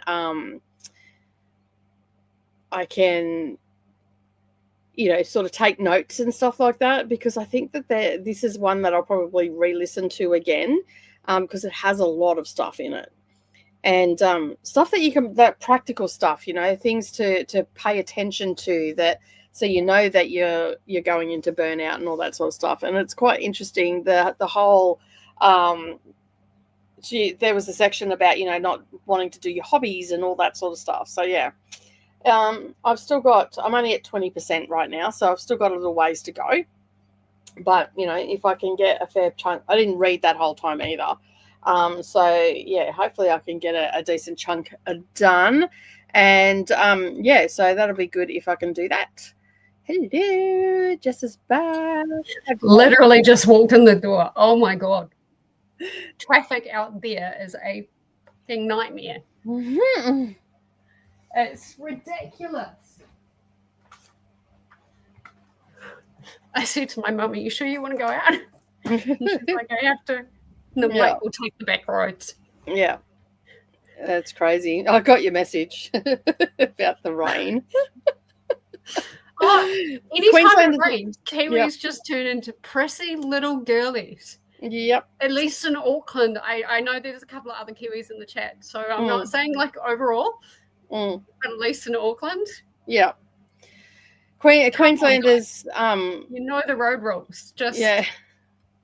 I feel the same way about Queensland drivers as well, because I learned to drive in New South Wales, and yeah, and it's like when it rains, it's like, oh my God, they're freaking out. And I'm thinking, you know what? It's just rain, people. It's okay. It's all right. A little bit of water. Yeah. So yeah. Did you get any reading done? I listened to some more of Two Towers while I was driving. Cool. But it's really hard to know what's going on when like I'm driving and stuff like that. But yeah, I think it's really weird. The movies and the books aren't lining up properly, because from where I've figured out, it's like Frodo and Sam are, at like that staircase where Mordor is, and like they go up the really steep staircase and they go into the cave with they're kind of at that point. Okay, yep. Or they're at the front gates and it's a lot steeper than what the movie said. Okay. But right now they're not with Gollum. Okay. So because you're on the second book or the third book? Second book. Second book. Yeah. Interesting. Yeah. I've only ever watched the movies. I've never read Lord of the Rings. I read the If you're gonna read the books, read it with the audiobook. And read it with Andy Serkis. I tried to what's the other one of his, Silmarillion or whatever it is? Yeah. I tried that and went, I can't. I have picked up just based on the name, because if I can't pronounce the name of it, yeah, I'd be screwed. I wouldn't be picking up any names, any books at all, because I can't pronounce anything. But yeah, I have picked up Lord of the Rings in the past. I read The Hobbit when I was at school. Yeah, and to be honest, I can't really remember much about it. I don't have a feeling that I enjoyed it. And then I've picked up Lord of the Rings, the first one. I would go as far as to say at least 5 or 6 times, and haven't made it past the first chapter. Yep. So me. And I don't know if I want to use a credit either for a book that I may or may not enjoy. Like, I enjoyed the movies, but the library. Yeah, I'll probably be able to get it through Libby or something like that. But yeah, I just up until this year, I haven't had Libby or the library app. So I've never wanted to spend a credit on it. So I'm listening currently at 2 times speed. But I think to really wrap your head around what's going on, I'd say either 1.5 or 1.7. I think 1.5 might be a bit slow, but 1.75 maybe. Yeah. I think for me, most if I need to slow something down, I always go down to either 1.65 or 1.7. And then it will wholly and solely depend on the narrator as well, whether it's going to do it for me or whatnot. So yeah. And I'm reading about how to cure burnout in the hopes, like I know my husband is really suffering from burnout, and he won't slow down. Is this in general? In general, yeah. And it's quite interesting, just some of the things that I've put us both in. The feeling of, like I don't want to do any craft or anything like that because it's my job and I'm feeling burnt out by it. So in my personal life, I don't want to do anything that I normally enjoy. I don't want to, I've never been a socializer anyway, so that's not really here or there, and nor has he. But just different things that I can see that's what we do. Like, it's actually been quite good. And I'm only 20% into the book so far. It's one that I'm like, I think I want to have this as a physical book. Yeah. That's so I can take notes. So I'm going to listen to the audio. And you can flip through and just keep going through when you need to as well. So it did come out this year. It's $25 on Amazon. So it's probably going to be 10 times fucking more expensive at Dimmicks. So... it's probably going to be like $80 at Dimmicks because Dimmicks is the most expensive. But I might try a QBD because sometimes they have, over at Garden City, they have the $7 bookshop, which is their damaged books. So if they've got marks on them or anything like that, they sell them for $7.95. And sometimes you can luck out. You can get some new releases and stuff like that. So I might have to pay a visit there and see if I can't get it. If not, I will wait. Because I've already started listening to this on the NetGalley app. Yeah. If it's an average book, I just get rid of it off the NetGalley app. But because I've started listening to it, it won't disappear even though it's archived. So I'll just leave it on there and then I can run through it again because I think I could glean a little bit of stuff. Like, some of the stuff is obvious, and she also goes into the fact that, you say that you're suffering from burnout and stress at work and all that sort of stuff. And all the rest of it. And the first people say, oh, you need to meditate and you need to do yoga. Well, yeah, that's fine and dandy for someone that knows how to meditate. But what if you can't shut your mind up? You can't meditate. So think Jess is frozen. I can't hear her either. Hello, Jess. Yep, Jess is frozen. Have I frozen?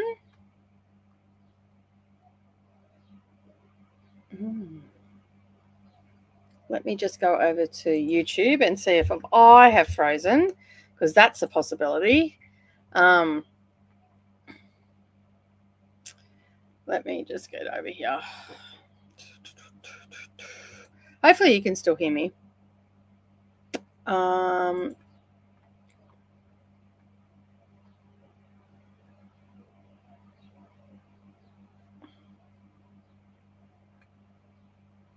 Okay, so Jess is the one has frozen. Okay, all right. Jess has popped out. All right, cool. No worries. I thought it might have been me, but it doesn't look like it's me. So that's a good thing. All right, Jess has popped out. I'm sure Jess will pop back in because Jess has been having problems with her camera and all that sort of stuff. So as I was saying, there's a lot of little tips and tricks in this that I might be able to take from it, which might be able to help me to get a better work-life balance and all the rest of it. November excluded because I signed on for this and all that sort of stuff. So, yeah, I think I'll just keep an eye out and see if I can't get this book a bit cheaper in print, because I think it's a book that you could refer back to.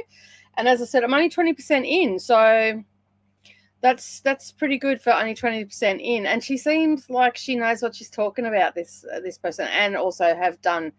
You know, I feel like PayPal, a company like that, is not going to get someone that doesn't know what they're talking about in to do, you know, team building and how to combat burnout and all that sort of stuff. So, yeah, exciting. Anyway, let me know what you have read during that sprint and how you went. I dare say Jess is just going to set up her new camera and all that sort of thing. And possibly could be back. If not, Jess, thanks for stopping by. Hopefully you've got it all sorted out. All right. So Cassia says, anything you need fixed on Goodreads book-wise, please don't be shy. I fix pages for friends all the time. Just send me a message. No worries. We'll do that, Cassia. Thank you very much for that. I was able to create a book, but the ISBN that NetGalley has is invalid. So that's why it's not online. So I made one without it. I can add it once it's corrected. Yeah, sometimes I think that happens because there was one stage there that I was trying to find a book as well on Storygraph and on Goodreads. I ended up finding it on Goodreads, but not with the ISBN. But it was saying that it was invalid on Storygraph. So that's good to know. That it's sometimes can happen. Not sure if the link will show up, but this is the link to the book. No, Cassia, you're not actually a moderator.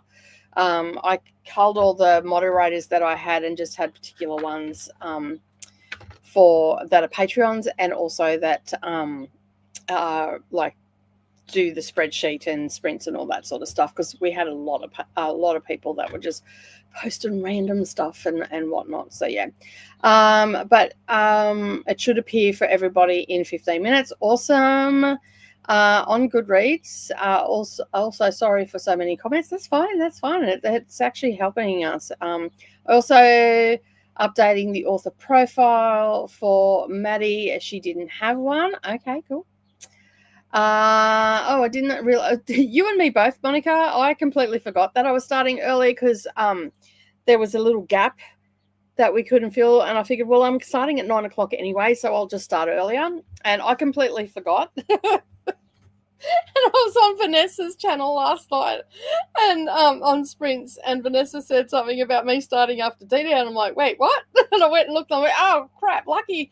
Vanessa said something. Otherwise, I would have been very, very late. 3 hours, in fact, late.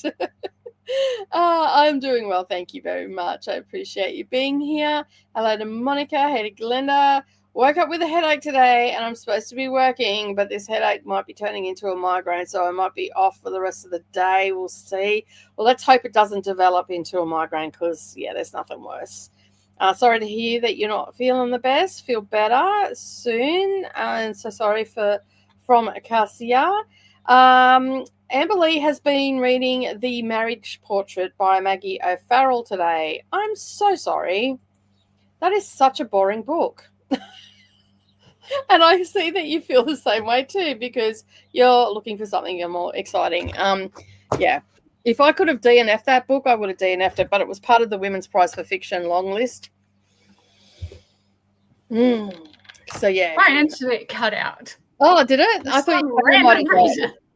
I thought your camera might have died.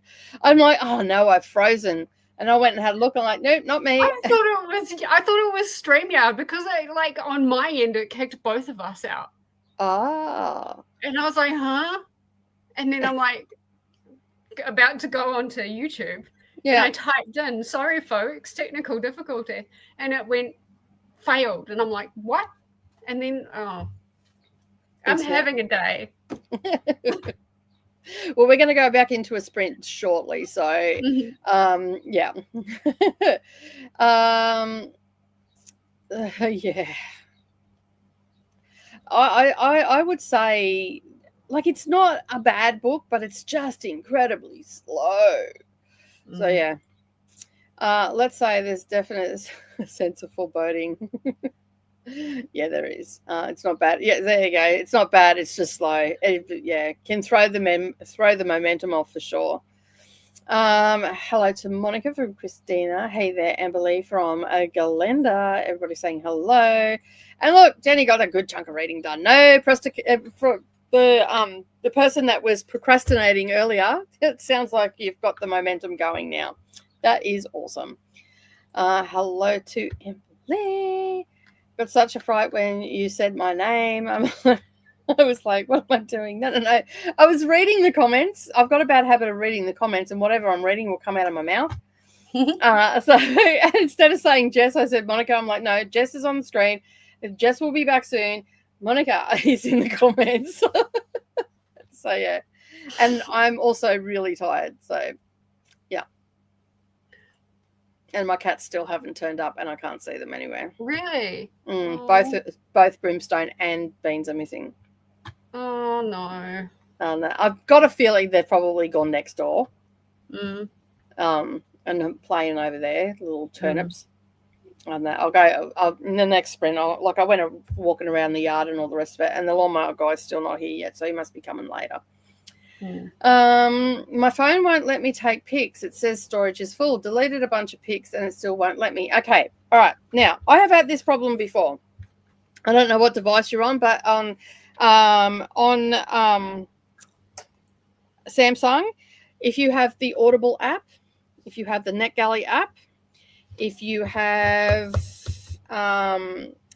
any sort of like app that downloads to your phone, so Kindle Unlimited, go and don't remove them from your like with Audible. When you go in, you don't remove it from your library, you remove it from the device. So when you go through your Audible books, if you've got an Audible app, you'll see that there'll be no download arrow on the ones that are on your device. So if you've listened to them and you've finished them, then you need to remove them from your device, because every download that you do, every audiobook that you do, stores on your phone. Okay. So if you've listened to it, you don't remove it from your library, you just remove it from the device. I don't know, like if you're on, this is on Samsung. I don't know about Apple or anything, so you might have to do a little bit of a look-see. And so, yeah, so you take it away from the device, and the same as your Kindle. If you use the Kindle app and you download a book on the Kindle app on Android, it actually stores on your device. So go and uninstall it. What's it say? So this is on my Audible app, and I just went for Fellowship of the Rings. If you click on the 3 buttons, yep, right down the bottom, there's one that says delete from device. Yeah. And so when you delete it, yes, it'll stay in your library. Okay. But it'll take the little arrow. So check on one that you don't really care about. Don't do it on Lord of the Rings. Okay. So check on something that you don't really care about. And then let's go with the stand. I don't care about the stand. Yeah. Pick a book that you hate. Okay, so that actually won't let me. Okay. It won't remove it. It's technically not downloaded. Okay, if it's downloaded, that's the only time it'll work. So basically what happens with all your apps, if you're downloading something, it's storing on your phone. Okay. I had the same problem. I deleted all my pictures, took all the videos out, did all the things, and I still didn't have enough storage, internal storage. And so that's when I did a bit of a review, I went and had a bit of a look, and I'm like, holy crap. I plugged it into my computer, and then I was able to see where everything was, and it gave me all the apps and what it had downloaded and whatnot. And that's when I realized that the 400 audiobooks that I've listened to in the last 5 years were all on my phone. So and as soon as I started taking those off, like deleting it from the device, I noticed that my internal storage was going down, and I had more storage to do that. So maybe if you try that, see how it goes. And also don't forget your Kindle app as well. I mean, it's nothing to just re-download it again, like, because a lot of time the Kindle app is also set up to automatically download as well. So as soon as you add a book, it will start downloading it when you open the app. So you've got to go in and I think there's a way, I haven't worked it out. I just go in and delete it from that device. So that will be why you don't have any storage. Hello, Chris. Good morning. How are you? Reading We Do Not Part by Han Kang. I have not been approved for this yet. Still waiting. Had dinner and worked on Reindeer Readathon TBR. Nice. Got about 45 pages of the Merit Portrait read and put some laundry away. Progress. Lord of the Rings is my fave book, and I reread it all the time. I reread all of the Tolkien books every year. Nice. Watch the movies and be done. That's how I sort of felt too, because they were long enough. I mean, I appreciate the literature that is Lord of the Rings. Like, I can appreciate it. But my recommendation after reading, I'm like halfway through the second book, and I'll still read the third book. But my recommendation is just watch the movies, because they're actually better, in my opinion. Hot take. Finished book 3. No, 3 stars. Sorry, finished book, 3 stars. I need to be comment. Jess froze at the mere idea of doing yoga to relax. You did, as I was talking about it. Is that what you were talking about? Yeah, yoga. I was talking about, because they people saying that you should meditate and yoga, and I'm like, well, that's great for the people that can meditate. I mean, I do yoga, but I don't do it as a stress relief. I do it to just stretch my body out, which I feel like I need to do today. Yeah, and it makes all the difference, like for feeling refreshed by just doing that simple. I don't get fully involved in it, but yeah. Jenny says she's stunned into silence. I don't even want to know what my facial expression was. It was fine. It wasn't bad. Okay. It was not bad. It was just like you were listening, but you weren't moving. And I realized, you're frozen. And I'm like, I bet you it's me again. You can still hear me. You are not. Jessica is. It's Jess that's frozen. I was like, wow, Jess is reading something intense. Oh, that's so funny. Yes, it's the 15th for both of us. Yeah. We're a day ahead. We're in the future. Officially halfway through, and I'm yawning. It's officially halfway through for me. Yeah. Still 9 o'clock in the morning for you. Yeah. Well, yeah, there's that. Through the month, I think, is what Christina means. Oh, through the month. Yeah. Yay for finishing. Nice. Put it in the Discord, Cassia. Thank you. Will do. I'm here, kind of. I still say you're going to need a vacation after this month, a spa retreat. I would love to go to Byron Bay on a spa retreat, a yoga spa retreat. It is on my bucket list to do, and I think I'm actually going to do it in the year following. I've always wanted to do that. I've wanted to always go for a week-long or a 2-week-long retreat in Byron Bay. It is a nice part of the world, and and just do yoga every day and meditation and all that sort of stuff. If I had the money, I would run away to India and just, go and do that. But, hey, Just family and all avoid that, the serial killer that's in Byron Bay right now. Yeah, well, Apparently. Yep. Like, first time I've ever heard of it. And how many victims? Like 60-odd victims or something. Like, as we said the other day, yeah, like there's like 64 victims or something. And I'm like, I'm surprised that kind of news hasn't made it to New Zealand, because that's like a big number. Well, I don't know if the source was actually correct or not, because it was a politician sprouting off. So who knows? Oh, yeah. Well, like the clip that I seen, it was a politician talking about it. And all I thought is, well, someone should probably go and see, are the police okay, or were they victims of the serial killer? Because evidently they're not doing their job. So, or they're too stoned. They're hanging out in Nimbin or somewhere like that. So, like Nimbin's a place like, it's like marijuana capital of New South Wales. Yeah. Like it's got like cafes and the history of hemp and all that sort of stuff there. It's not too far from Lismore. No. Yeah. It's all that area is full of hippies and peace, love, and ganja smoking people, which are some of my favorite people. Just saying. So, I'm just sitting down with some dinner and not sure what I'm going to be reading tonight. How are you, Alexi? How's your dinner? What are you having? Hey, there's Alexi, the marriage portrait. Yeah. I send my condolences. That was the first thing I thought. I'm like, I'm sorry. I wish I'd known. Well, if you had watched my Women's Prize for Fiction videos, you would know exactly how I feel about it. Because it's on my shelf in the physical, because I get the short list and put on my shelf. Long listed books end up on my Kindle or whatever. I mean, I only have one house, so I can't have all the books. And it's been going for 30 years, so you do the math on that. 30 times 16, because there's 16 books on the long list. I'm not going to do the math. 16 is 32, 42, 48, 480 books. There we go.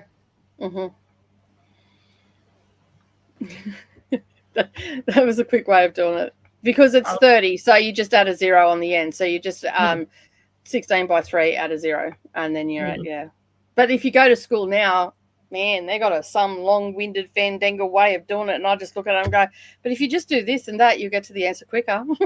Yeah. You don't have to spend I've some of the maths for like high schoolers. Yeah. Because my niece had to like have help and stuff like that. And my auntie looked at her and went, "What the fuck is this?" I have said those words many, many times.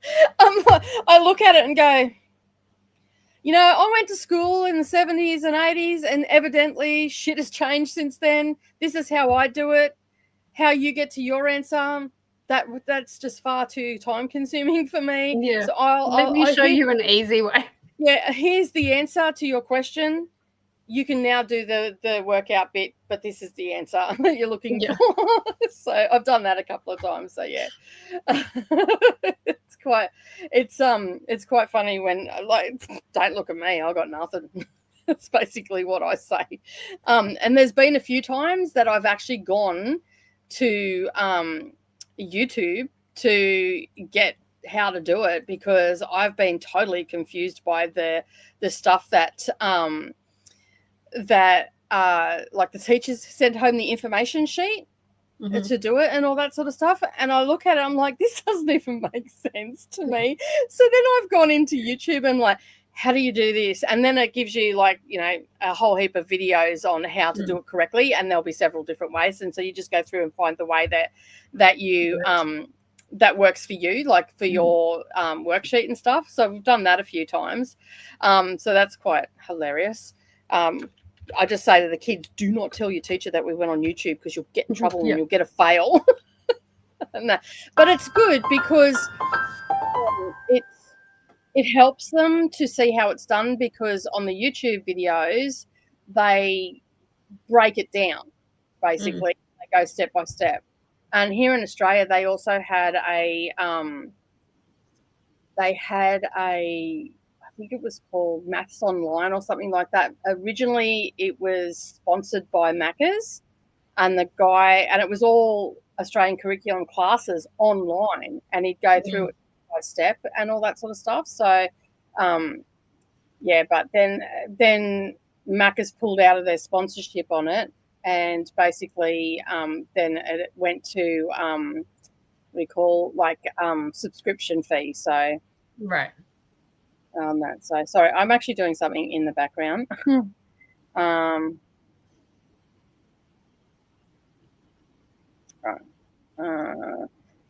Right. So let me just get rid of that. This is my lunch. Ooh. What is it? Summer rolls. Ooh, yum. Lemongrass beef. They're really good, actually. Anytime I'm down that way, I'm like, I have to make a stop. Although a poor car got the double finger from me in the car park, because I was trying to back into a car park and they just like whoop and took mine, and I'm just like oh, Cassia, thank you so much. And you would have noticed that you now next to your name and the next comment you should have a wrench. So yeah, thank you so much. I appreciate it. And if anybody else would like extra content from me, just not in November, just know you're only getting early access in November. But come December and for the rest of just write something. Hey? I was going to say, Cassia, just write something. Yeah, that's all good. It'll come up eventually. So yeah, the links and everything to all the things are down in the description box. So you go check that out, along with all the friends that are helping me with November. We're all doing a fabulous job, I think. And thank you so much for the support, Cassie. I really do appreciate it. I think I will nap next. This sounds like a really good idea. Yep. But I may not come back if I did that. I had Audible automatically remove a download after I finished it. It's just for this reason. Yeah. There is a way on, I don't know, I think on Apple there is a way to do that, but on the Android app, I can't find how to do it so it goes away automatically. I have to physically do it each time. So as soon as I'm finished a book, I just remove it. And also your NetGalley app, also, if you download all the books and everything like that, once you finish a book, especially an ebook, just get it off your device. If you're not going to keep an audio book on your device, just get it off. And like from what I can tell too, there are certain things that other countries have on their Audible app that we don't have down here in the Southern Hemisphere. I'm just trying to think. There was something.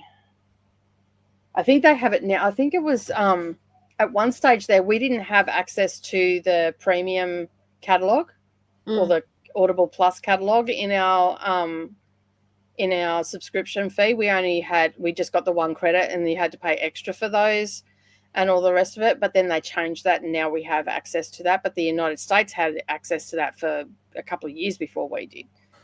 So so I think that there are some different things.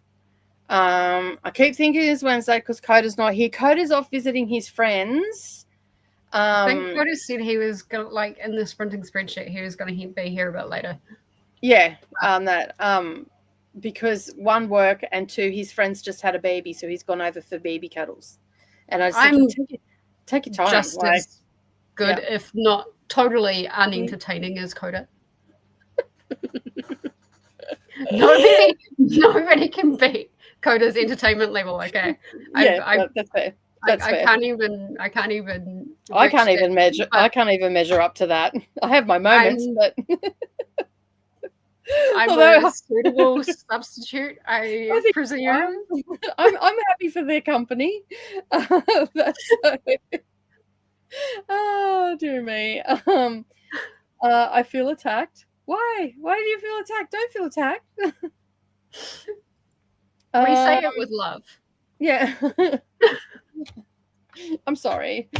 Although you're laughing after that, so I'm assuming you're seeing the humour side of it. Oh, this is the procrastination part of it. Yeah, okay. Yeah. I get it now. It's You're okay. doing well. I procrastinate as well.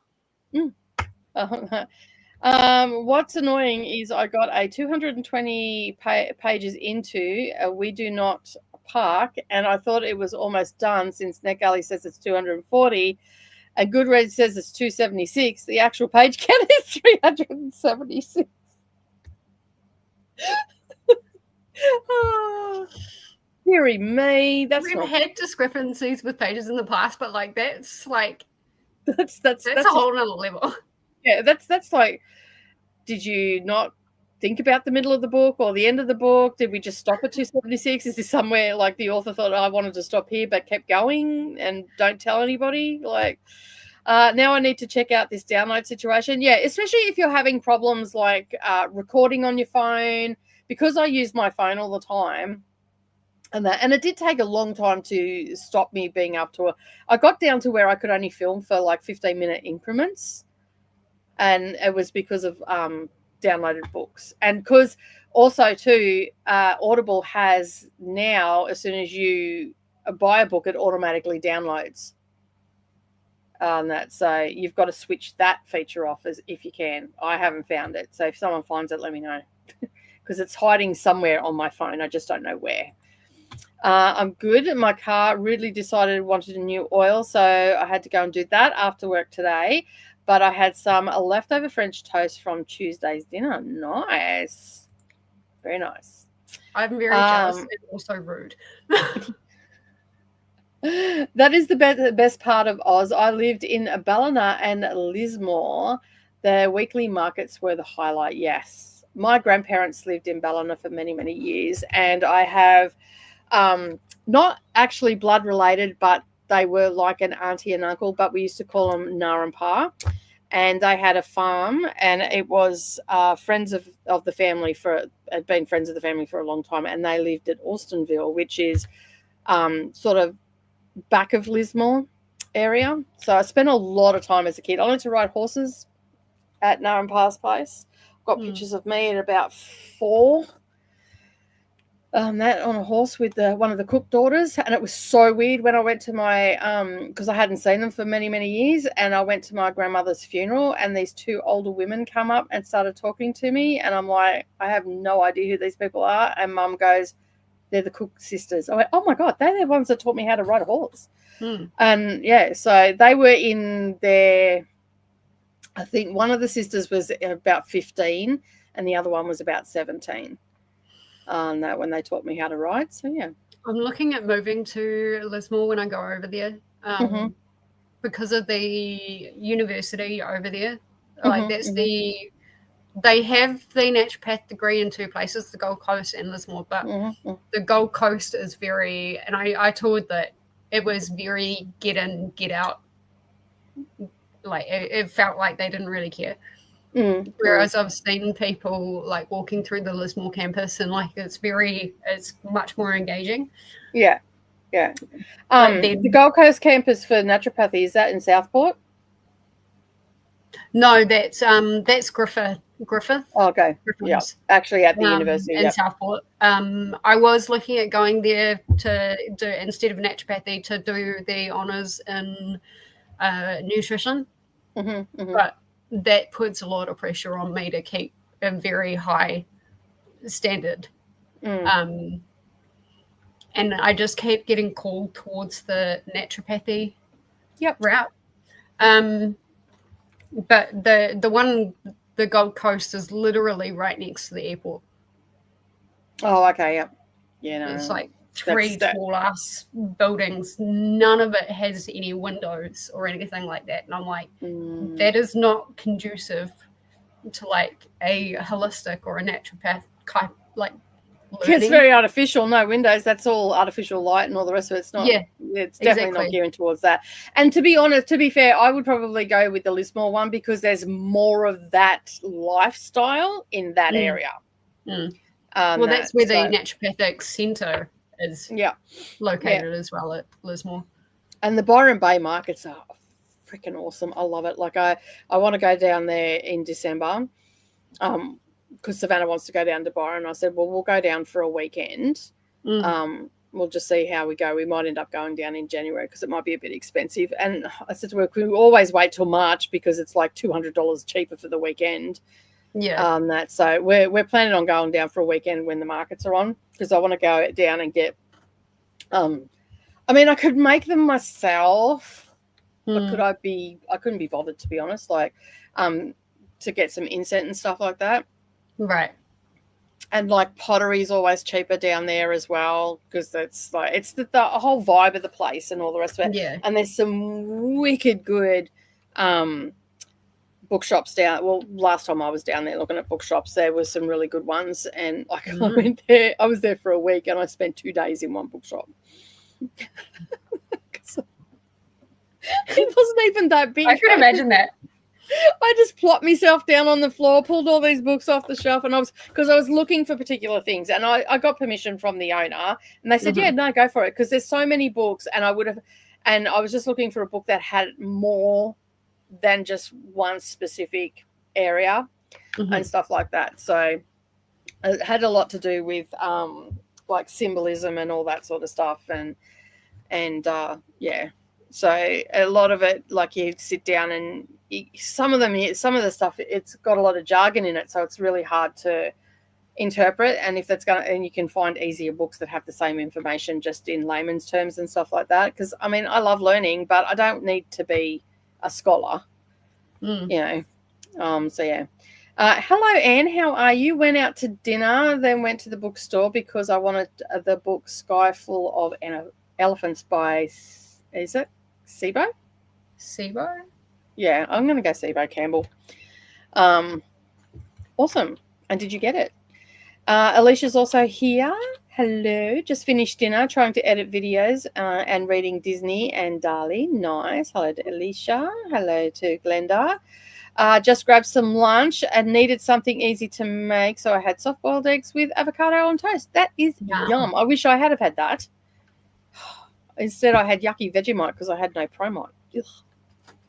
And I didn't even get through my slices. Vegemite. See? I didn't even get through my slices. I might have to have Vegemite on toast for afternoon tea. Yeah, you can just have mine. I'm not going to eat it. Hello, Lily. How are you? And with that, we have actually got to the end of the comments. So that means we're going to go for another sprint. And it's now just 3 seconds under an hour and a half. So anyway, we will see you in 90 minutes. Happy reading, everyone. Bye.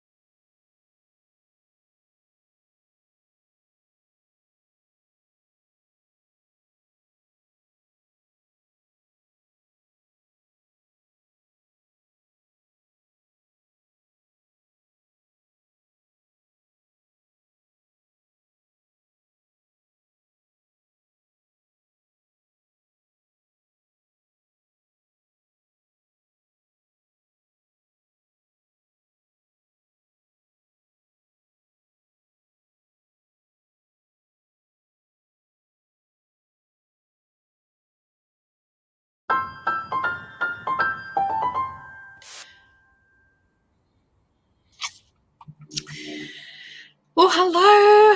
We're back. That is such a cute little jingle bell to come back. I like it too. They have like a whole heap of different ones on there that you can choose from, but I like the piano one best. It's a little less abrasive than the than a rooster. Or I did quite well. I didn't read physically. I started listening to that deprogrammed diet culture book. I did see that. I was going to get it, but I wanted to get through what I already had. So it's got some really good advice in there, but coming from me, I'm just hearing one really big sales pitch. Yeah. And I find that really hard to like turn that part of myself off and just look at some of the, but she's like, if you try and if you do this, I'm sure you will essentially get over yourselves. Yeah. There's a lot of money made. Like there's I don't just hang on a second, I just gotta shut my door because it's gonna get hot in here otherwise. I've got the aircon on. I find the diet industry is almost as bad as Big Pharma in some ways. Because you can't stick to like they're just I mean I'm not totally innocent here. I've got caught up with, the trying to lose weight and all that sort of stuff purely for my knees and my joints and everything. It is actually for valid reasons and stuff like that. But there was a time there where I got caught up in the whole, what they call it, yo-yo dieting and all that sort of stuff, the diet culture and all that sort of stuff, Yeah. You lose a couple of kilos, put it back on. Yeah. This and that. Yeah. And jump around from eating plan to eating plan. And about, I reckon it was about 2 years ago, I just went, you know what, I'm over this. I'm eating carbs. I'm doing all the things. If I end up with all these health problems, so be it. I'm just not doing it anymore. So I do watch what I eat and all that sort of stuff because of, heartburn and all that sort of stuff, because that's just part of getting old. But now, I predominantly eat fresh food because I was talking to Savannah about it yesterday. I said, when you look at our family as a whole, out of everybody in the family, I eat more fresh fruit and veg than what they do. I eat more vegetarian meals than what they do. Probably because for the majority of my life I was a vegetarian. And I also have a better understanding of what food affects my body and all that sort of stuff than they do. Does that make me perfect? No way. I sat down and had chocolate cake with cream and strawberries. I had nachos for dinner last night, caked with cheese. Would my doctor flip their lid? Probably. But you know what? I haven't had nachos for like a month. Yeah. Or probably longer actually. If you're having nachos once a month, you're doing really well. Yeah, and I also add extra stuff in it. I don't just have the chips and the cheese and the salsa. I add in a barbecue chicken or chicken breast or something like that. And then I add in, like last night, I add in tomato, onions, capsicum, both red and yellow. I didn't have any mushrooms, so I didn't have that on there. And fresh tomato as well. So, and so I make it a bit bigger of a meal and whatnot. Was I completely stuffed after it? Yes. Did I overeat? Most definitely. But I didn't have the chocolate cake. So yeah, I decided a couple of years ago that I just wasn't getting into it, but I still read books about diet and all that sort of stuff because there's things being added every day that can help you alleviate symptoms and stuff like that. So yeah. A lot of time and I also know my body runs better on things like seafood, for instance, and Mediterranean diet. And if you look into the blood type and also culture, like where your main ancestry comes from, and you eat like how they eat their seasons and stuff like that, you can actually do a lot of good for your body and stuff like that. So I predominantly eat Mediterranean fresh seafood and, when I can get it, and lots of fruit and vegetables and stuff like Yeah. that. And Well, I mean, the main thing of this Mm. book is like eat when you're hungry, don't Yeah. eat when you're full. Like that's the crux of it.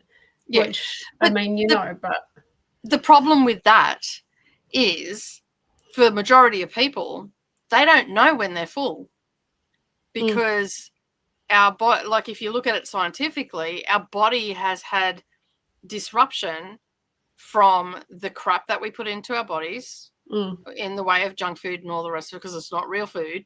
Yeah. And like I know the difference. If I eat junk food, I will definitely overeat every single time without fail, as opposed to eating something that's high in fiber and, you know, whole foods and all that sort of stuff. So yeah.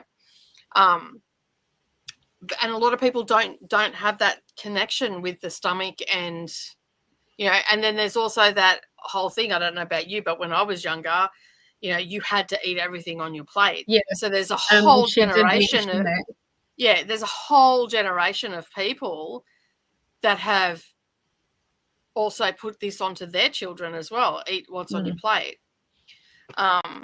Years and years ago, I was reading something, I can't even remember what book it was in, but it was a philosophy towards eating and how you should always leave something on your plate. So it signifies prosperity to the universe, so you'll get more back in. Like it was a, you know, a to and fro with the universe type thing.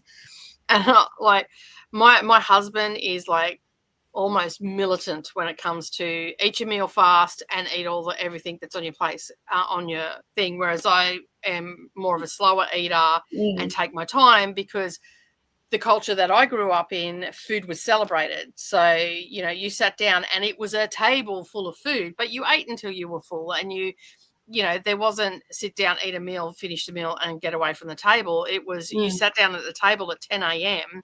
for morning tea, and you probably didn't leave the table until 6 p.m. after dinner and dessert. Yeah. And you pretty much grazed that whole time. Yeah. You know, and food was celebrated and stuff like that. So, and for both of us, it's two different things, and it's so weird. Like when you look into the science of diet and culture and throw it all together, it is such a fascinating thing. Oh no, but so what is the book selling? Just kind of like her mentality. Okay. And stuff like that. She's like, buy my book and you'll, you know, you'll be healthy again, and you'll, you know, you'll change your way of thinking and eating. And I'm like, I hate books that do that. Like, mine is the way to go. Yeah. I think that like you have to read a multitude of that sort of stuff to get any sort of normality, I guess, back to your thing. I mean, I'm a chronic overeater, and that also comes from, you know, my culture as well, that of just sitting down and eating and not caring about it. But I think I ate like that all my life, and it wasn't until I started worrying about what I put in it, because of the doctors saying, you know, high cholesterol, this, that, or the other, you got to watch this. You're more, when I had Savannah and Neroli, because I had gestational diabetes, I'm 52, 55% or something more likely to develop diabetes in my later stages of life. And I'm like, you know, I've been for a test every year since I've had those kids. So we're bordering on 20 years now, 21 years. And my blood work is still fine. Yeah. I mean, I'm about halfway through, and I would recommend the book for nutritionists to sit with their clients and work through it. But I would not recommend it for a client themselves to just go ahead and buy. Like, I think anything when it comes to diet or anything like that, like, especially if it's quite a change or even a gradual change, like, you need to kind of have a chat with a professional. But not everybody can afford a professional, and that's why these books exist. True. So, I mean, I know I can't afford to go and see a dietitian here. She costs a bomb. And that's I essentially have to weed through the crap. to find something that works for me. Because not everybody can afford that, and especially in countries where it's like even more expensive for healthcare and stuff like that. Like in comparison, like America. just I didn't want to name names, but we all know who we're talking about, right? Yeah. Like in comparison, ours doesn't cost anywhere near it, but and I know, like, I guess it comes down to listening to your body too when it comes to what food. Like, I know this morning that I was hungry this morning because I ate crap last night. I didn't have decent, even though there was decent food on it, there was majority crap. So therefore this morning I was more hungry. So therefore today I will be more inclined to overeat. And it does come down to listening to your body and stuff like that, I guess. For a lot of people, they don't have that connection with body either. Like, I know with some of my friends, they do not have that association, because I've done intermittent fasting because my body works better on intermittent fasting because of the thyroid condition. But if I eat crap, I'm hungry first thing in the morning. I can't get to lunchtime because I haven't had substantial amount of fiber or decent food or whole foods. So, if it grows in the ground and it grows on a plant and you can eat it, just eat emphasis on if you can eat it.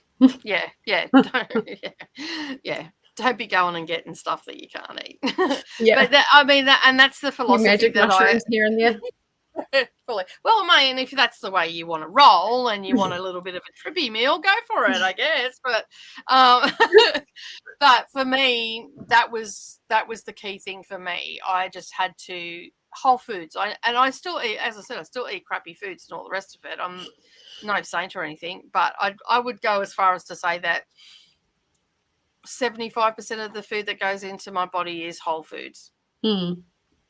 And then 25% over, and I'm talking over a month, not over a day or anything like that, because some days I don't put any crap into my body. It's just all whole foods. So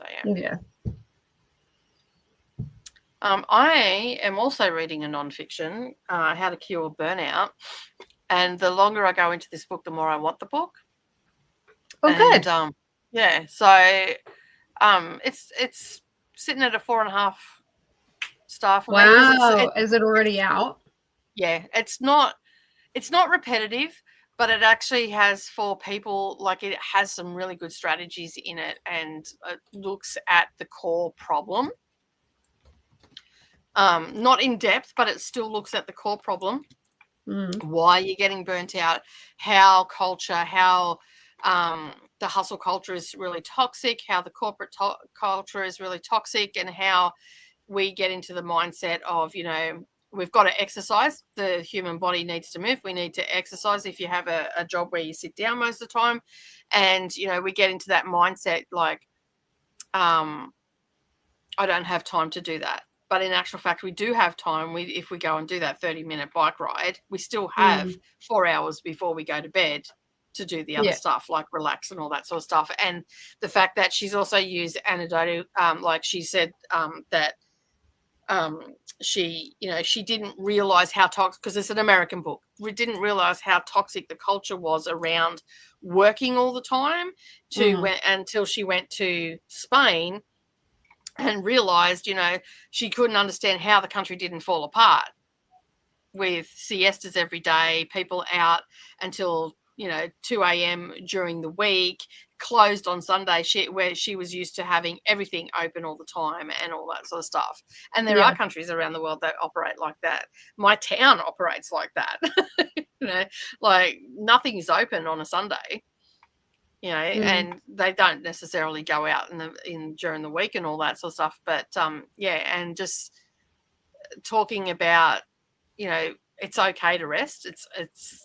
It is okay to work out what is a priority for you and all that sort of stuff. So I'm actually finding it quite interesting. I feel like actually going in the truck with my husband and going, hey, you need to listen to this. Let's put this on, shall we? Is it by Emily Ballesteros? Yes, that's the one. Yeah. I've got it. Do you own it, do you? No, I just saw it on the Oh yeah. I just had a look on Amazon. Mm-hmm.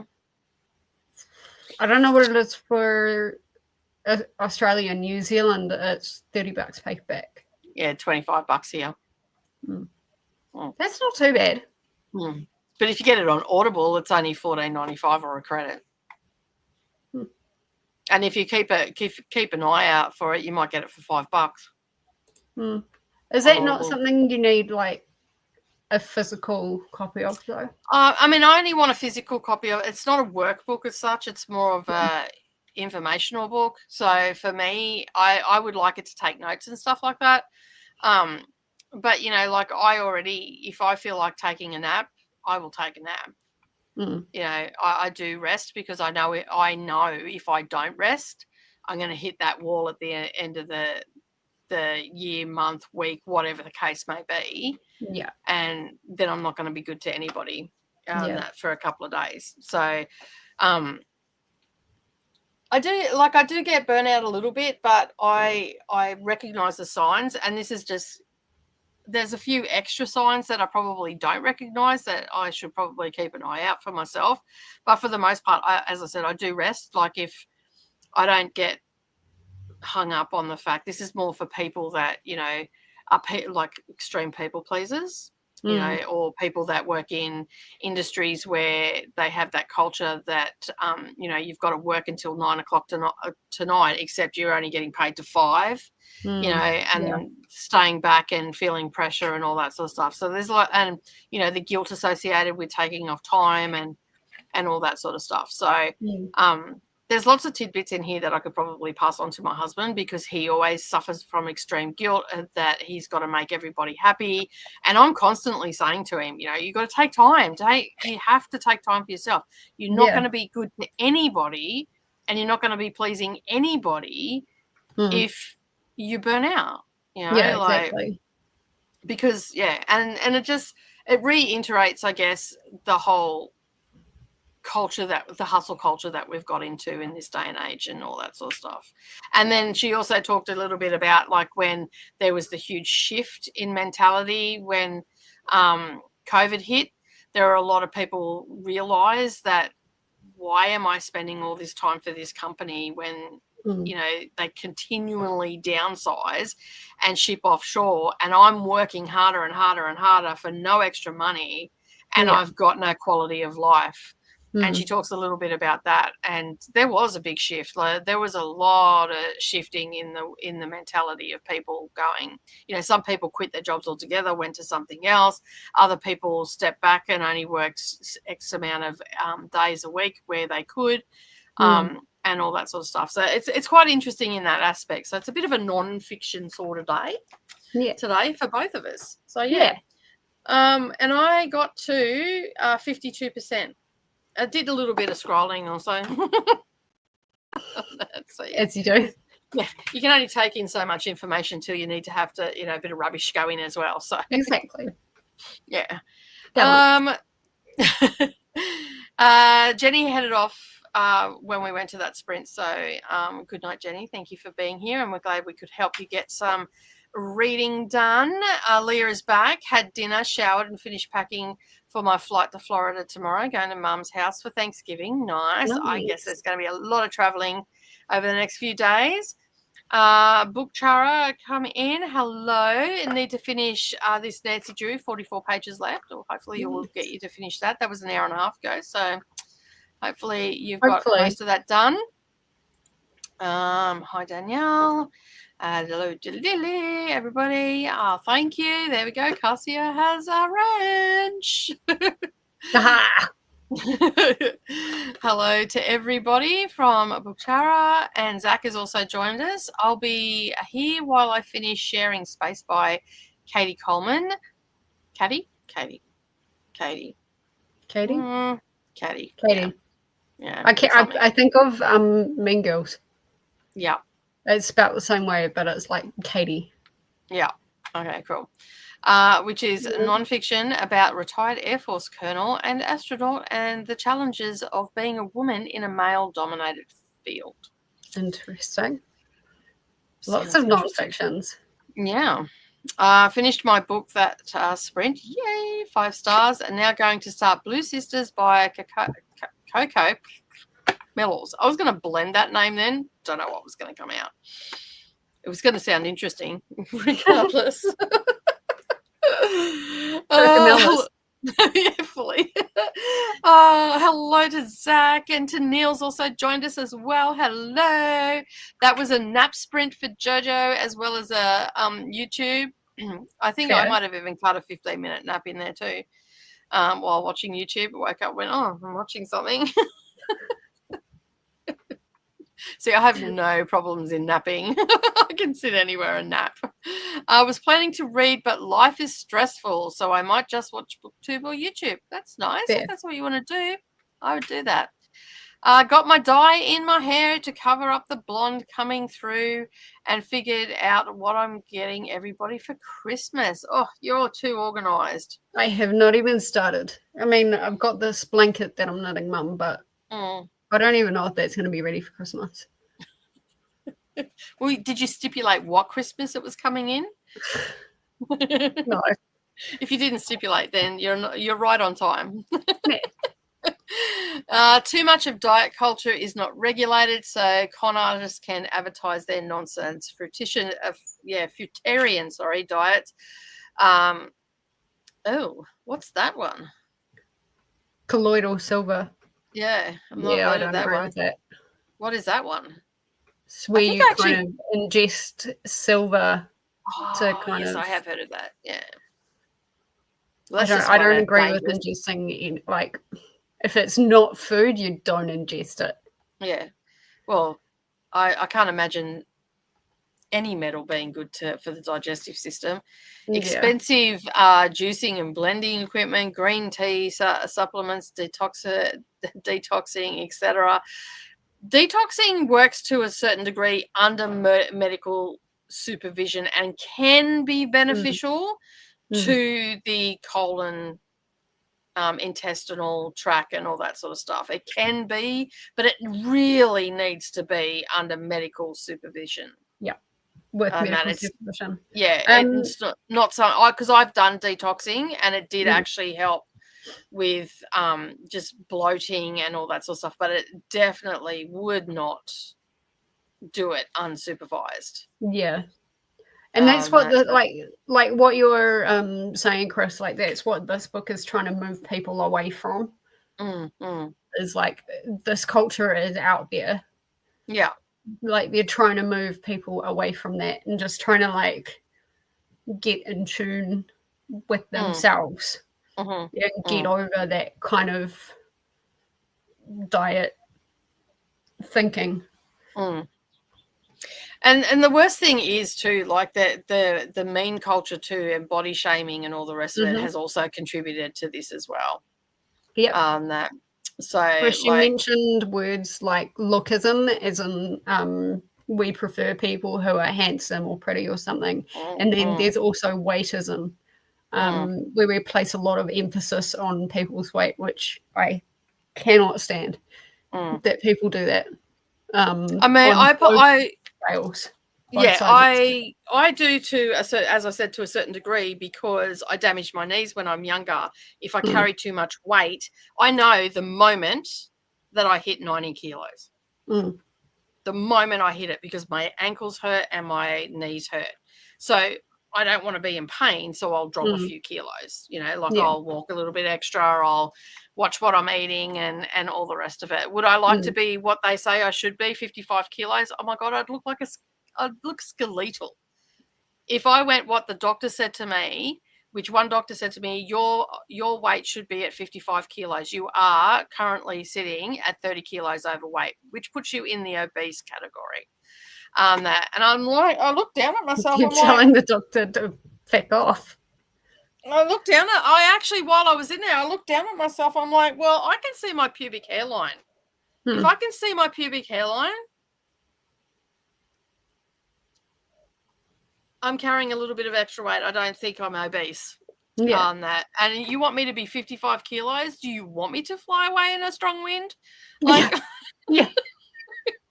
I'll be like, I'm not in Kansas anymore.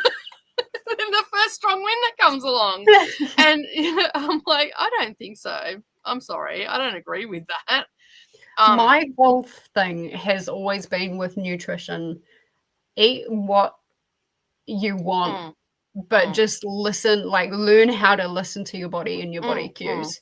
And also make sure you get those regular checkups, just like so we know that your blood work is okay and things like that. But I can't stand the emphasis on, oh, you've got to be this weight, or oh, you've got to move more and eat less. And I just, Well, moving more. The human body was designed to move.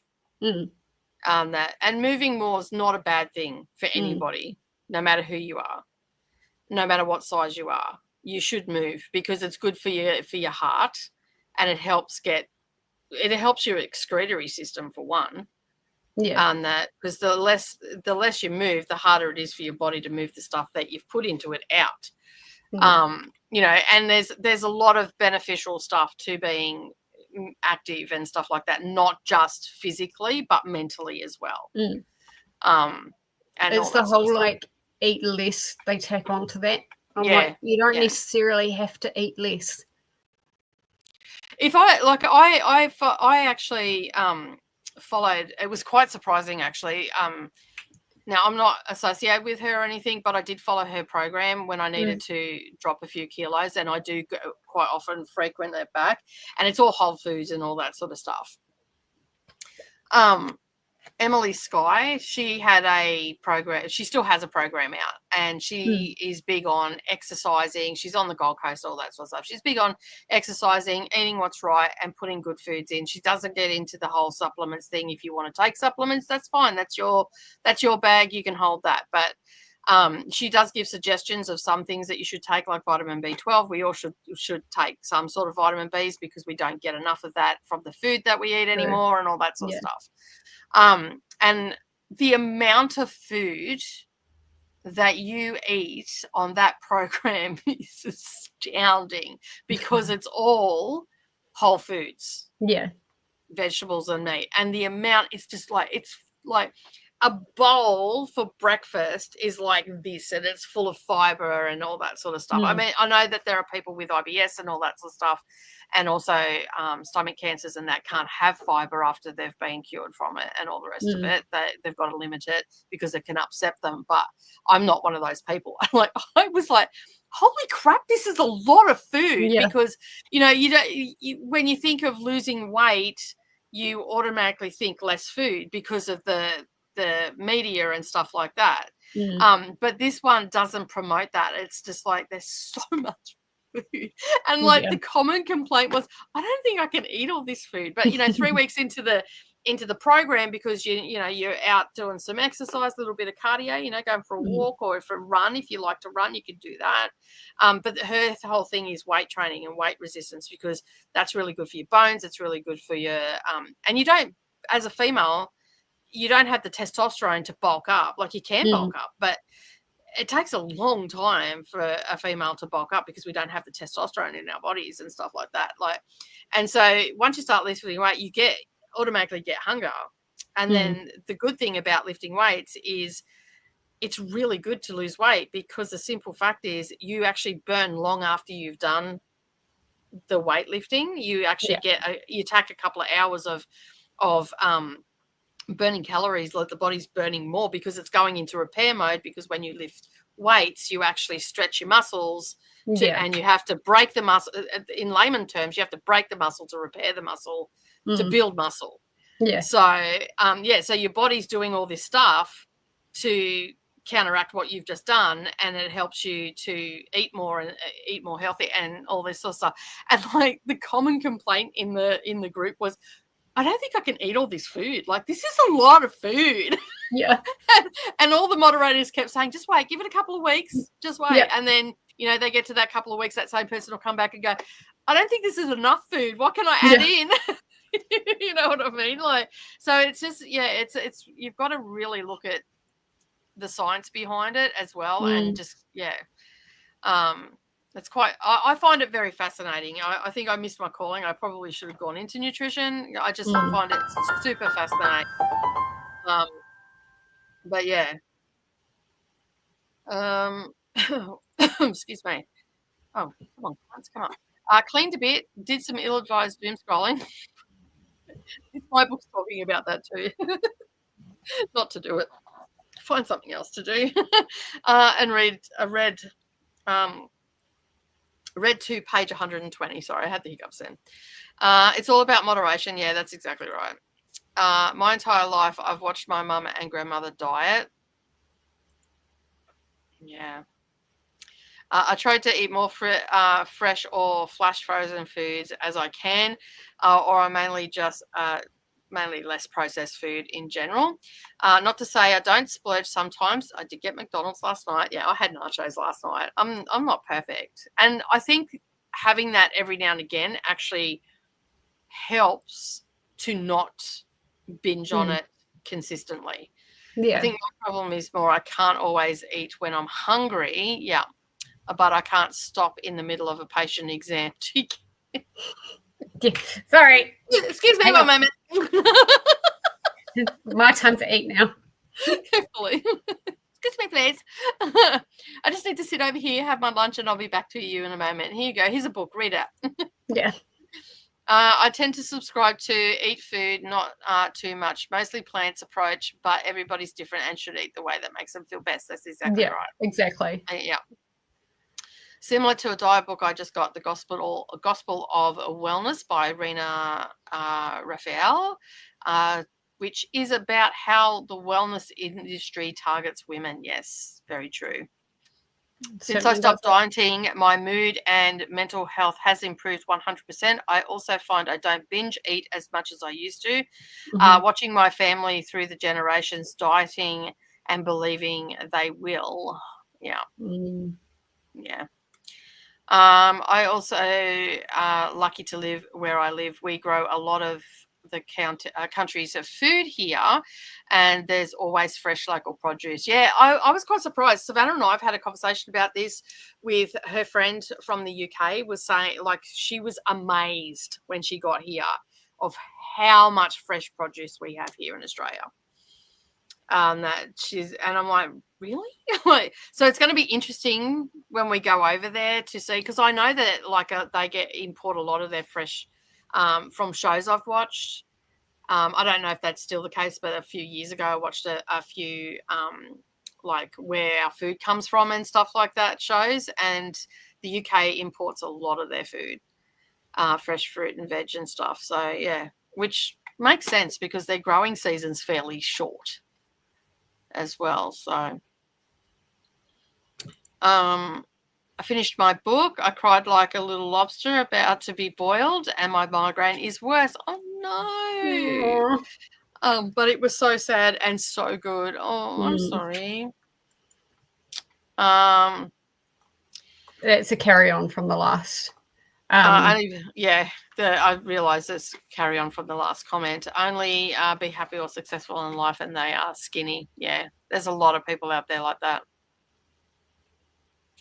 Sorry, Erin, didn't mean to trigger you. This is too potentially triggering for me, so I'm going to take a nap for a while, but I recommend the podcast A Maintenance Phase and both Aubrey Gordon's book. Okay. I'll have to check that out as well. Plus, I'm over giving companies all my money for their snake oil crap. Yeah. I agree. I had a great aunt obsessed with being thin, and she would go on a Scarsdale diet. Never heard of that one. Never heard of that one, yeah. Which she wanted to lose weight, and I just remember that it had a lot of grapefruit and protein bread. Yuck. Protein bread? Grapefruit. I remember when I don't eat grapefruit anymore. I remember when I was younger, my grandparents used to always have a grapefruit. Like they'd have one grapefruit cut in half, and they'd have half each, and then they'd have like a boiled egg and a slice of toast, and that was their breakfast every morning. Which is not a bad breakfast. Like that's by any means a stretch of the imagination. Yeah. It's not a bad breakfast, and they were like breakfast, morning tea, lunch, afternoon tea, dinner, and dessert. Yeah. But that was 6 meals a day, basically. Yeah. And like I asked to try the grapefruit. Whoosh, mate, that nearly took the roof of my head off. Bit strong, was it? Yeah, and I'm like, you can keep that shit. Yeah. I don't that in my That's life. fine. I'll stick with the eggs and toast. I'll take an orange over a grapefruit any day, thanks. Yeah. That was like, whoa. And I've never had one since. Never, ever had one. I've used it in cooking and stuff like that, but I've never actually sat there because I'd sit down and eat it like out of with a spoon. They dig out the like even just thinking about it's making my mouth water and not in a good way. Like I've just sucked on a lemon or something. That's what happens to me when I like either smell or think about kiwi fruit. Okay, yeah. Like I get that really metallic, like. I don't mind kiwi fruit, but it has to be mixed in with other fruit. I can't eat it on its own. I love books with content warnings. Just joined. Hey Tony, how you going? Joined not too long ago. Welcome. Hello to Jess. Hate it when there are no thumbnails for books on Storygraph or Goodreads, and you got to add the books. Then it's a bland picture. Yeah, I've had a few like that. I'm still here fighting with the kiddos, trying to get them to bed, hoping to read now. Hopefully you've had success with that. A snap with Jess. I thought Mean Girls too. Everybody's saying hello. Iron in the diet is necessary for hemoglobin in the blood. Yes, but you don't have to just get it from red meat either. That there are plenty of vegetables that you can get iron from. I have fought with my doctor over this many a times while I was a vegetarian. So yeah, I've gone to war over it actually with my doctor. On that, I know that you've been to school for 8 years or whatever it is to tell me that I need to eat red meat, but facts is that I actually don't, because I can get. And then when you show the facts, and they're like, because the simple fact is there's not. In normal GPs, there's not a lot of nutrition that they do in their schooling. So, yeah, unfortunately. Well, with iron, like heme iron, which is the iron that you get from meat, is a lot easier for the body to process. Whereas non-heme iron can be quite difficult for the body to process. But if you eat vitamin C with it, it's a lot easier. Yeah. It makes it a lot easier to process. Yeah. And that's why I always had oranges and stuff like that, and high, lemons, or even your broccoli. Add a piece of broccoli. Broccoli, all the vegetables people would have no idea how high in vitamin C broccoli is. Because broccoli is actually higher than oranges. Yeah. On that, I'm always got trees on my plate. That's what I call them, broccoli. trees. But I always supplement broccoli with melted cheese. Yeah, I don't do that. I just like it with a little bit of butter on it, a bit of garlic butter. Koda, are you all right?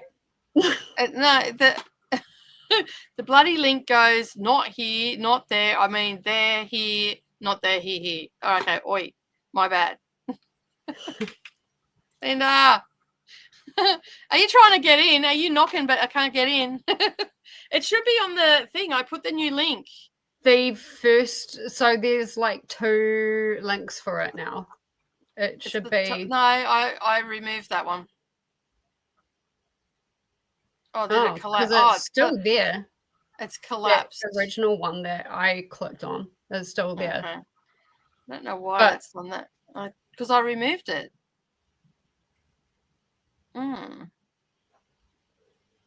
I should get out of the Sprint spreadsheet. People are probably getting really confused.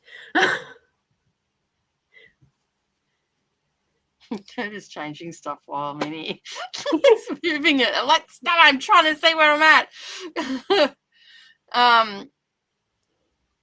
Where is Friday? Thursday. No, that's the 21st. Where did the 15th go? You've moved everything. Koda, stop it. I can't put the bloody link there if you keep moving it. Freaking stop it. I know you can hear me. Oh, bloody hell, right? Food is just like going all over the place. Yeah, I'm like, Jesus Christ, I can't find the 15th there. Dude, I'm sending it to Voxy. You keep moving shit. Freaking hell. I just tried 3 times to find the 15th and it's gone. Oh, my goodness.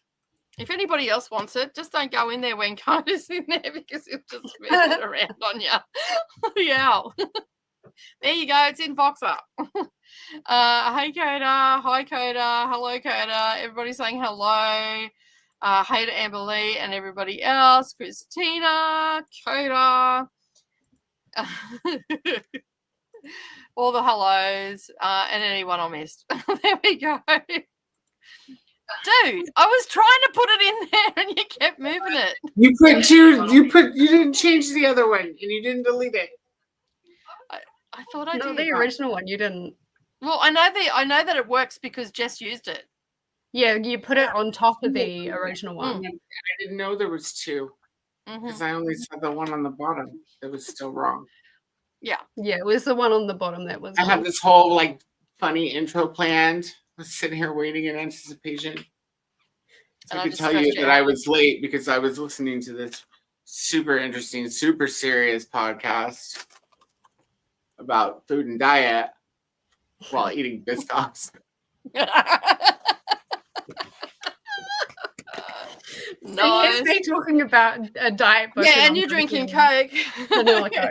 I finished my water before because we actually we laughed yesterday because Savannah took in we do cans for cash here, bottles for cash, and her dad had a couple of bins over at the workshop, and we went and picked them up yesterday, and she got paid $100 for her effort, right? Anyway, we come home to the bin that I have here to chuck the recycling in, and I said, "Oh, I've got this bin here. You want to take that down too?" She goes, "Oh no, I'll do that next time." And I opened it up and I looked in it, and I'm like, "Yeah, it might be a while." She goes, "Why is it only half full?" I'm like, "No, there's 10 in there." I'm like, "That shows you how much I buy soft drink because there is no bottles in there." And I drink rainwater because we've got a tank, and there's 2 wine bottles in there, and there's a heap of V's because I don't drink V's, or if I do, it's very rarely, maybe 3 times a year, if that. And yeah, and she looked in it and she's like, "I might as well just get a bag, take them with the other ones." I'm like, "Yeah, don't worry about the bin." So yeah. So how are I you ate almost all the biscuits. That's how long it took to figure that out. There's one left. So that's a tragedy. I got my chocolate chip teddy. Tiny teddies here. Yep, they're next. They're getting done. What are you reading today? I haven't decided yet. I should read something with audio because I need to do like some laundry and stuff. So I don't know. I'll probably just pick the next one that's on Everend. I wanted to read like the graphic novel and the other one that I got, but they're not. It's outdated, right? Like, let's read the backlog. Yeah, I'm still working through my backlog. Me too. You don't even know like how many books do I have? 12, 19, something like that. That's like worse than what you've got in ratio. True. You've got this. I'm like, well, I think it might be 19. How many have you got on your list now, Jess? Me? Yeah. I'm just having a look. So I've had 24 approved, 13 sent back. My ratio is at 54%. On my shelf, I've got 1, 2, 3, 4, 5, 6, 7, 8, 9 to go. Okay, I'm sitting at 66%. I've got, in total, I have 72 books. I have 55 ebooks, but my audio books are going down. I'm at 17 from 23, and I've added some to it. So that's not even the original, because I think I've got a couple of 2025s on here already. Maybe not. Oh my God, I've got one from 2022. I got two from 2023. So yeah. Jojo saying sorry, got a bit chatty. That's fine. Coda from Christina. We had supper and then the cat pinned me to the couch.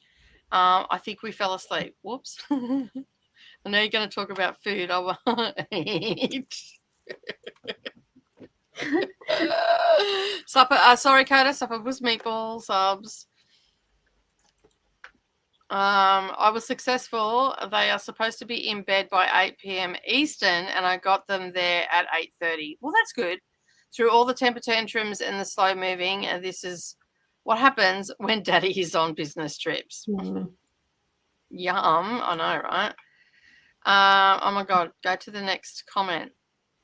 What's the next comment? You were right on the comment above mine. Forever. It's like, come on, okay. Let me in. I just figured you were eating. Like, I mean, like all of the bits off. Do you see what you did to me? Well, you know, hey. What am I going to do? Go get American ones? I've got to be good for something. I don't even want to try them. I've never had American Biscoffs, and I don't want to. Okay, fair enough. This Krystal diet was an extremely restrictive. A person would lose 7 to 10 pounds a week. For instance, breakfast would be half a grapefruit, one piece of plain protein bread, and a plain tea and coffee. Ew. Nope. That rings alarm bells. So hard. That's how you really need the coffee. Yeah, well, the coffee. Put all the vitamins in it. Yeah. Hello to Koda. Vitamin alive. I love that we can't see what's happening, but I guess it's hilarious. Yeah, I was trying to get to the 15th, and the bloody page kept moving. I'm like, stop moving the fucking page. So listen, I closed one thing because it was after that time, but that's where it needed to go. The link on the part that was still this time, was not the right link. It was like a six hour stream from who knows when. I don't know. It's from ages ago. I'm eating banana flavored what is it? Jamie Dodgers Yum. What are they? Jammy Dodgers? I don't know, I don't know what Jammy Dodger is, but I don't banana. Well, you're all doing have all the banana runs. I give them all to Alicia. All the banana flavored stuff. Okay. All right. I don't like banana flavored stuff. It always tastes so chemically. Like, yeah, it's not good. If you can have a taste that lingers and takes your breath away, I assume it is not good to take in. Yeah. Banana, like even no like matter how naturally flavored. Yeah. I don't care if you put natural on the front cover. That shit takes my breath away. No thank you. It's just not. It just doesn't taste like bananas to me. Ooh, yum. Nice. You need to learn how to make gluten-free. Yeah. Yeah, that's hard. Banana jam. So is it real bananas? Maybe if it's real banana, it's like banana jam, though. That sounds different. I got them from a friend in the UK. I've never even heard of them. So, yeah, there you go. Learn something new every day. Now I want some of those, and I don't have any. But I have these. I was going to say, you don't look deprived. You've got tiny teddies. Go and decapitate the little teddies. It's good they're as good as gone. I'm only eating them one at a time right now because we're talking and I don't want to be like maybe shortbread is banana. Maybe, yeah. All right. We're going to go to another. I was going to do a 2-hour sprint, but I don't think it'll work out. Right. How long have you got? Until 5 o'clock. So I was you've going to got do a 5 2-hour hours. sprint, which would take me to 2, but then I thought that I might be able to get 2 because I was going to do a 2-hour sprint in the middle and then do 2 1.5-hour sprints on each side, but it's not going to work out now. I mean, considering it's like the three of us, you could probably do 1 2-hour and then one either hour or hour and a half. Yeah, to end it off. I'll just do 2 hour and a halves. That's yeah. A picture is getting sent to you, Koda. Okay.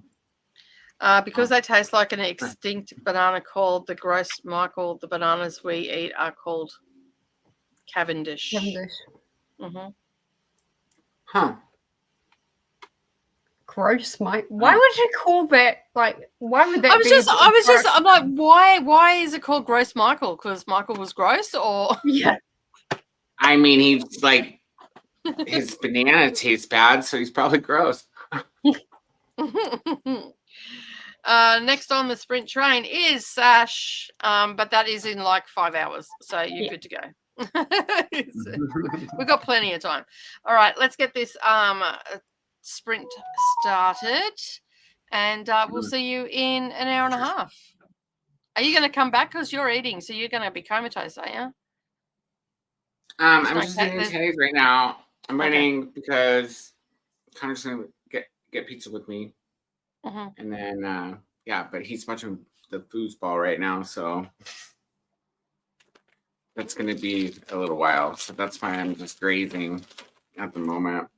I mean, grazing.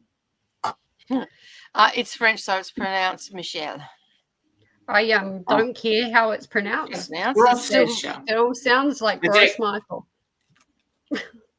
Gross Michael, yeah. Either way, Gross Michelle or Gross Michael, they're still bad. Yeah. It's not something I'm going to be. If it's got the word gross in it, I'm not picking it up. Yeah. Is it gross? If it's French, is it still pronounced gross? No, grow. Pronounced grow. Grow, Michelle. Grow. Okay. All right. We will see you in an hour and a half. Happy reading, everyone.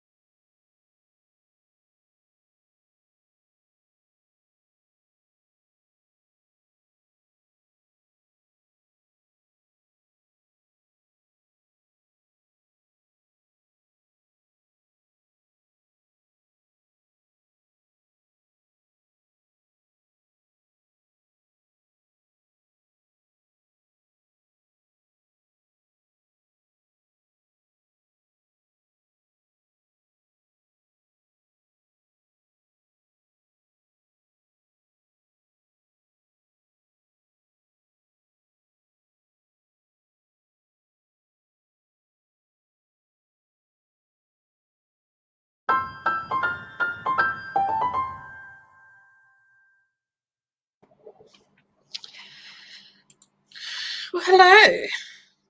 We are back. It's me saying hello and I'm on mute. Hi. Hi, how are you? I don't know what happened to Koda. I think he went off to have pizza.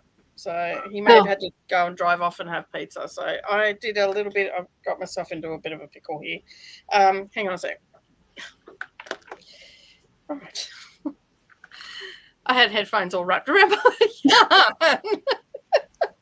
Because I wasn't watching the screen. I thought I better put my headphones on. And yeah. So I did a bit of crochet. That's looking so nice. So, That's gorgeous. That colorway is just stunning. yeah, it is. It's really nice. I'm really happy with it. So it's getting there. I'm almost finished the ball, but I've probably got, maybe about 3 more rounds. So that's where we're at the moment. So Nice. looking fabulous. I mean, it's big enough as it is anyway, but it's going to be a decent size once it's done. So yeah. So I've just started a new round, and nice.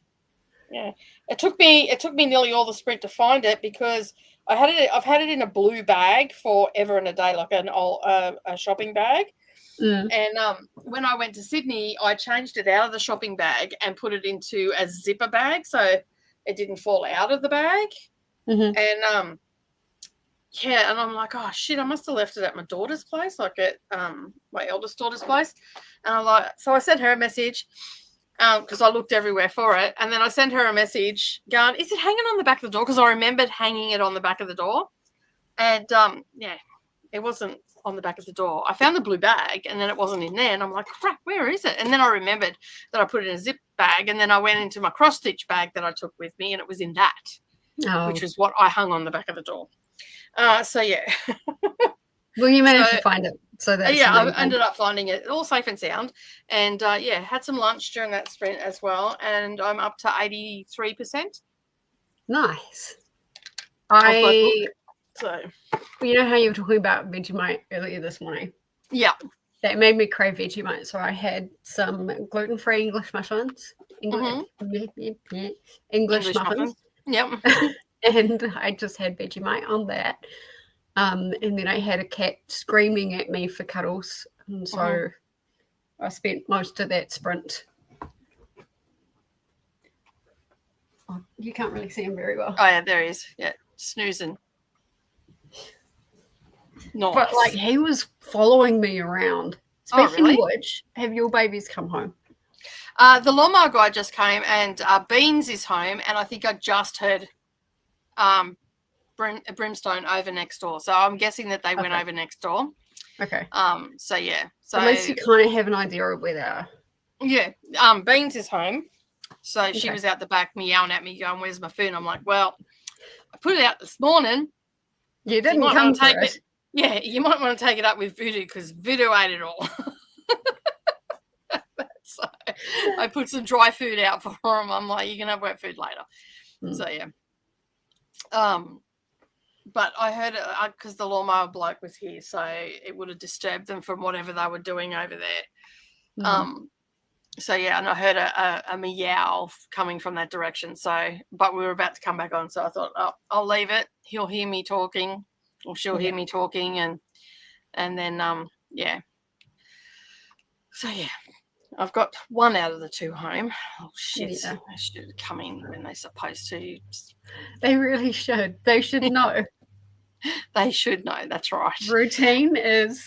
Yeah. If I'm putting your food out and I'm calling for you, you come. All right. Yeah, exactly. I don't care how much you want to frolic in the long grass. There's no long grass now, so there'll be no more frolicking. Oh God, you should see the long grass. That's actually, when I go out, I'll take a photo of it and I'll send it to you. It's like fully, if I'm standing up, it's up to here. Oh my goodness.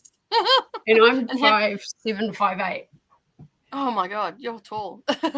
I'm short. And my boys absolutely love it back there. And I can tell when River has been down there because he has grass stuck in his ass. So badly.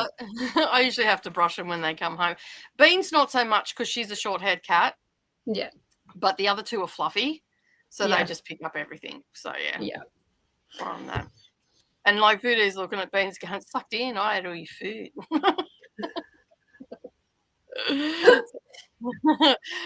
As I was reading this book and we went to the sprint, the book actually started talking about sprints and doing like trying to get through an 8-hour diet a day by doing your project at like 25 minutes at a time, because that's the Pomodoro way. You do 25 minutes. Yeah. Obviously, we do longer. And I'm like, yeah, good news, people, we're winning. I can see I can't get things done with the 25 minutes. It depends what I'm working on. If I'm editing, I can do 30-minute. I do 30-minute increments on editing to walk away, because especially if I'm doing a lot. That's a good idea, actually. Yeah. Like if I'm doing a big video or I'm doing a lot of editing, I'll do 30 minutes at a time, and then I'll go away from the computer for 10 minutes or 15 minutes. Just depends. If I'm having lunch, it'll be like half an hour. But I'll walk away and go and do something else. Or if I'm starting to get tight across the shoulders after a couple of sprints, I'll go and lay down for 15, 20 minutes. Yeah. And because people often ask me how I get so much done and so quickly, that's what I do. On that. And I usually use other people's sprints. I don't comment in other people's sprints. If I've got a lot of, like, I'll be there lurking, but I'll use their sprints. And but I still break it down. I still have that 10-minute gap in between, or 15-minute gap. And then I'll come back and start it again. Then sometimes I'll listen to them talk, but I won't comment or anything. So, yeah, because I'm nosy like that. Koda's laughing at that. Finish a sharing space, 4.75. Nice. I'll leave you with one last fun banana fact. Technically, bananas are berries. Technically, yes, they are. Yeah, I did know that. That is really cool. Yeah, I thought so too. I'm like, yeah, I'm using sprints all the time. I'm winning. It's all right. Yeah. If nothing else, it's fine. This is ingrained in our everyday. Yeah. I'm like, gee, you're a bit late to the party, but all right. I don't need to listen to this chapter. Next. But I did listen to it. You're just writing your review. I could have told you that a long time ago. Yeah. But it makes sense. Like, a lot of people don't think to do that. So, but that's how I've always done it. And the same as like with cleaning and stuff like that. I never do, like, I'll just pick a room for one day and I'll just do that room. And everything else can just wait. I've always sort of had a rotation going. So, like, there is a lot of stuff that I already implement, but that's mainly because I've worked from home for such a long time. And this was obviously written post-COVID. And so where a lot of people come to the realization that they could work from home and they can still do all the stuff, and they've got plenty of time to have a good work-life balance. So, and ultimately that's all this book is. It's a work-life balance how-to. And sometimes people just need to hear those how-tos. So, yeah. Amal just hello, Amal. Sorry, I didn't say hello. Just submitted 2 children's books, but need the sprints to keep me accountable for the larger ones. That's fair. Fair. Starting out in the cold, an audiobook by Steve. That person. I'm not even going to try that one. Whoever that person is. Finished my book. Time for NetGalley review. Nice. Hello to Amal. Hello to Glenda. 5.5% so far, and 4.75 so far. More depending on the ending. Okay. Yeah, we won't go before the ending. Made it to page 269 of 579 of Discovery of Witches, so close to halfway. I have to read that next year. I have to. I have it sitting on my shelf. Didn't we talk about doing that series as the booktube coven? Yes. Book? Yeah. Because I don't think I've read it, but I read it years ago. I think Christina's read it. But said that I'm pretty sure she said that she'd revisit. And I'm pretty sure Selena said she hadn't read it. I'm just trying to think of the conversation. Finished We Do Not Part. Fantastic, but emotionally devastating book. I expect nothing else from you, Chris. This is on point for you. Beautiful shawl. Thank you very much. Hi guys, had to run a few errands with my mum and then got back during that sprint and got 3 chapters of Blue Sisters done. Nice. Did we hydrate? I did. I'm on to my 3rd bottle of 500 mils, so I've only got 1 bottle left. This is but more dehydrating. Yeah, yours is more caffeinating than And I'm going to live to regret that tonight, but never mind. Lily says crochet is looking really good. Thank you. It's a shawl, but it's big enough to be a blanket and knee blanket for my little short ass self. It's big enough, so maybe not for a tall person. But little old me, it's fine. But thank you very much for that. My hands get a lot of itches. I don't know what that's called, but I'm affected a lot in the hands and the face by the cold. Are they chilblains? I've heard of this. I don't know what it's called, but I have heard that people can get really itchy, like palm. Yeah, palm, back of the hand, shins, calves, ankles, face, all that sort of stuff. So yeah, I'm not too sure what it's called. I got the younger one into bed. Got to hydrate my hands. Yes, you should have a good moisturizer in winter because the air's so dry. I thought I was growing lemongrass, but I think it was just grass. So that sprint, I was pulling it out. I can't believe I've been tending to cry. Oh, Jojo. But practice for the actual vegetables. When you get the right ones. Oh, that's so funny. 25 to 30 minutes is good for chores. Yeah. Hey, I got a wrench. Yes, you did, because you're in the Patreon, hun. So yeah. Hey there, Jojo. Glenda, hope you're well. That was a dinner sprint for me. I think I'm going to read something that isn't the marriage portrait. Sorry, Evelyn, I don't mean to laugh, but fair. Chris and I are both pissing ourselves laughing right now. But I should find the vlog that I did. I think I even said I just don't even give a shit. Like I didn't. I actually didn't. I'm sorry. I'll stop laughing at your expense now. I need, as I keep giggling, I need a comfort book. Yesterday's arc was about SA, and this one was about a Korean massacre where Koreans were rounded up and murdered. Oh, wow. Holy. Yeah, that's on brand, Chris. I'm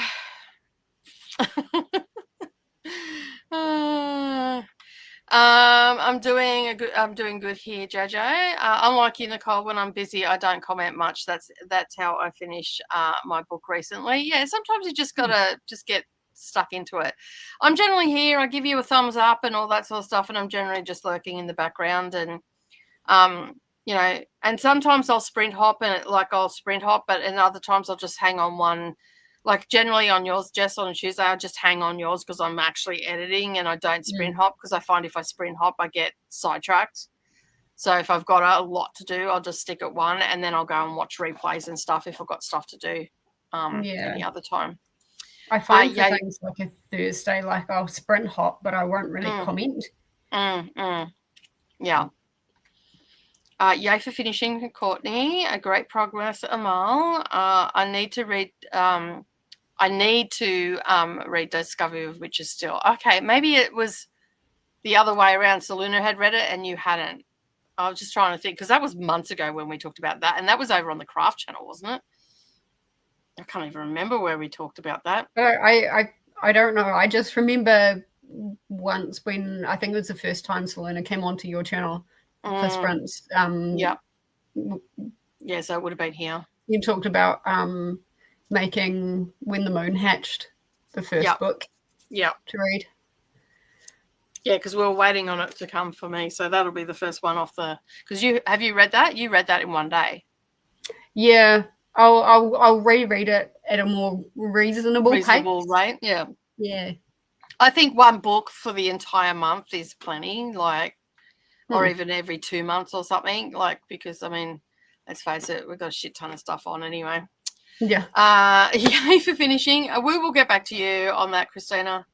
We've still got to talk with Seluna, but I'm going to wait till Seluna's finished work because she's doing like 13-hour days at the moment with the public. Yeah. Hats off to her, man. Yeah, fully. Thanks, Christina. This NetGalley November is really helping me get through the books. Awesome.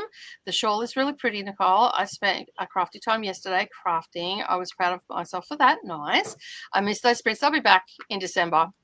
But I understand why you're not doing them right now. I just couldn't. I'd end up falling asleep because, like, Thursday, just gone. I ended up being on, didn't I? Or was that Tuesday? So yesterday? No, not yesterday. No, yesterday I just stayed away. And so there was a day where I ended up coming back on whatever day that was, Monday, I think it was, or Wednesday. Yesterday I just stayed off the computer. There would have been no way, like I couldn't even fathom being in front of the camera yesterday. I was going to film and stuff, and I just looked at the camera and went, oh, no. I'm not talking to you today. I did too, Christina. I did some spinning at the wheel. Nice. And leading up to Christmas, I thought that with the silly season and all the rest of it, I might do Tuesdays and Thursdays. So Tuesday, so that'll be Monday evening and Wednesday evening for both Christina and Amberly. So yeah, I thought that might be something I can do because I know that you like to do it on Thursday, Jess, and you sprint on Tuesdays, so it makes it a bit hard for you to be on the Tuesday one. But I thought I might do it twice a week because I haven't really done anything on my craft channel, and it'll be a good way for my people to know that I'm coming back again. And I found a whole heap of crochet little things because I'm thinking I'm going to do like crochet with me but not teach it. So I thought I might do like some little stars and stuff I found on Facebook for the Christmas tree. So yeah, that's the plan anyway. To be fair, we did warn people about Marriage Portrait, book equivalent of watching dull white walls for hours. We did warn people. It needs to be plastered on the blurb. Perfect. We did, and I even said I don't think this was the right Maggie O'Farrell to start with. I should have started with Hamnet, but yeah, which I do have on my shelf, and I've gone to pick it up a couple of times, but Marriage Portrait really has made me reluctant to pick up a Maggie O'Farrell. Put a number on you. Yeah, it was essentially, how the book ends by the beginning. And it was like, why do I have to read these however many pages? Over 500 pages, I think.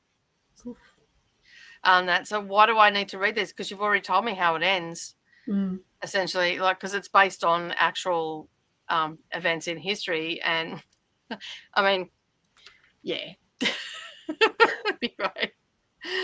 Oh, yeah, I'm 2 books away from 150. Nice. Yeah.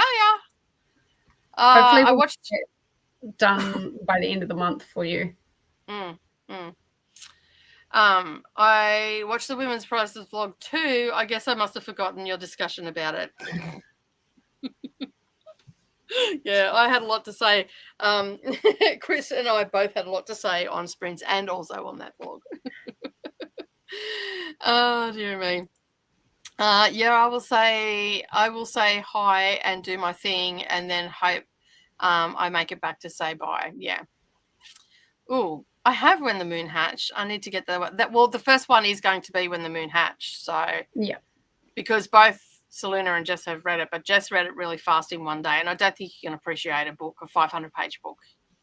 I mean, unless it's really, really, really good and you can't put it down, and you've totally been obsessed and absorbed in it. Then that's a bit different, but even still. To be fair, I think I observed.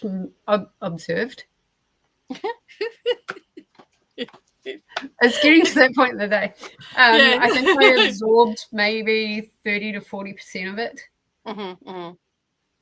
But I got it ticked off. Yeah, well, that's it. It's off. I don't own the book, so I can read it again anytime.